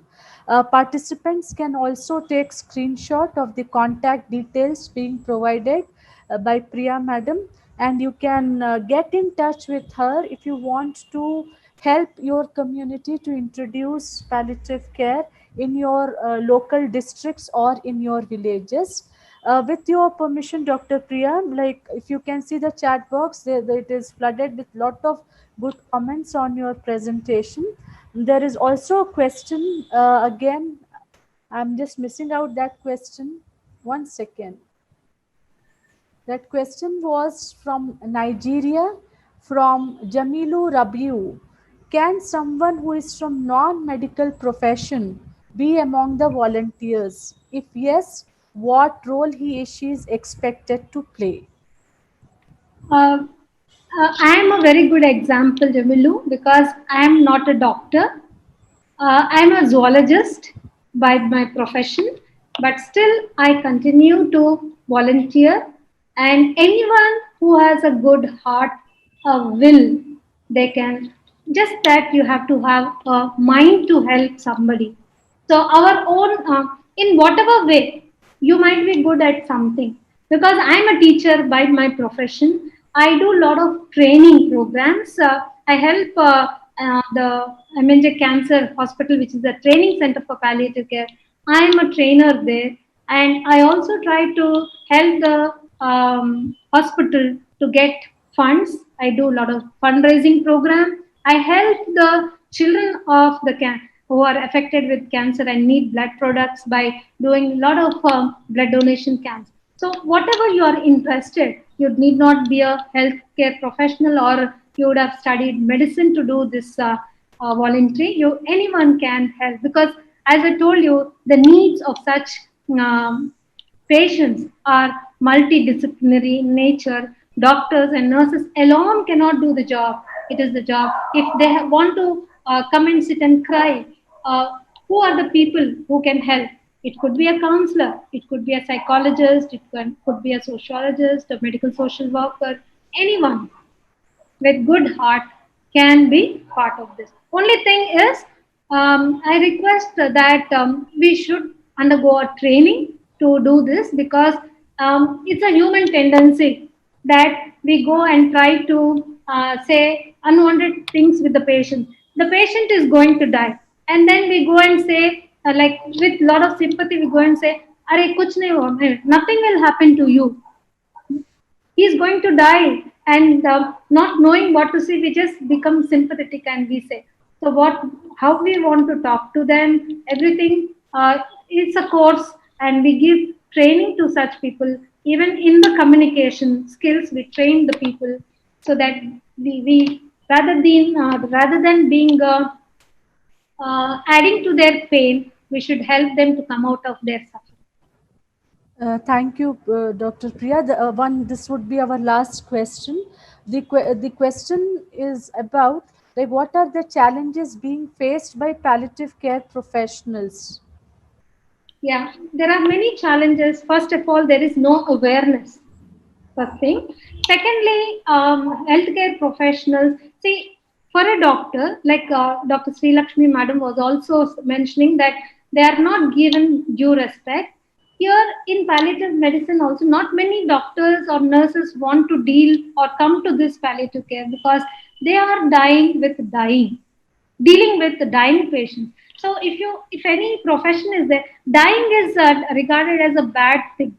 It's as a stigma. If somebody, like if a doctor is there and if in his list he has 20 patients died in his hospital, then say, oh my God, that doctor is very bad. So many patients have lost their life. Do I go to him?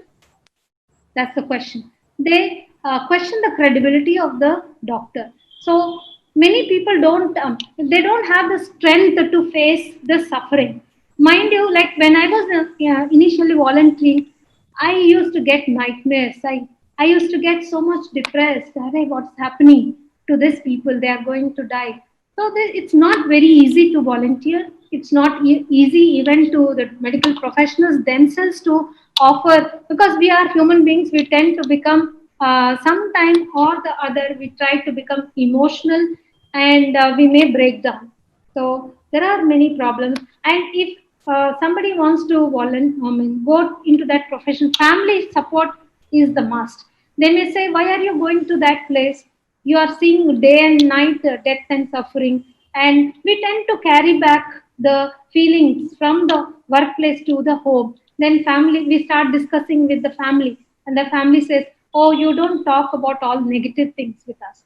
So it needs a lot of courage. It needs a lot of support from the family, friends. I'm so happy, fortunate that in my career I got very good friends like Dr. Vinita madam herself, Dr. Shailja madam, who is a very good support, and they say that they help me in support me in many of my things. My family supports me. Likewise, the healthcare professionals, they face a lot of challenges, and quickly they face burnout, because day in day out they are dealing only with pain, suffering, and death. It is not easy, friends, to bear this situation. Really. Thank you so much, Dr. Priya, for being part of this webinar series, not only in providing all the technical and emotional support, but also your very invaluable presentation today. It has added tremendous value to the webinar series. Thank you so much for that.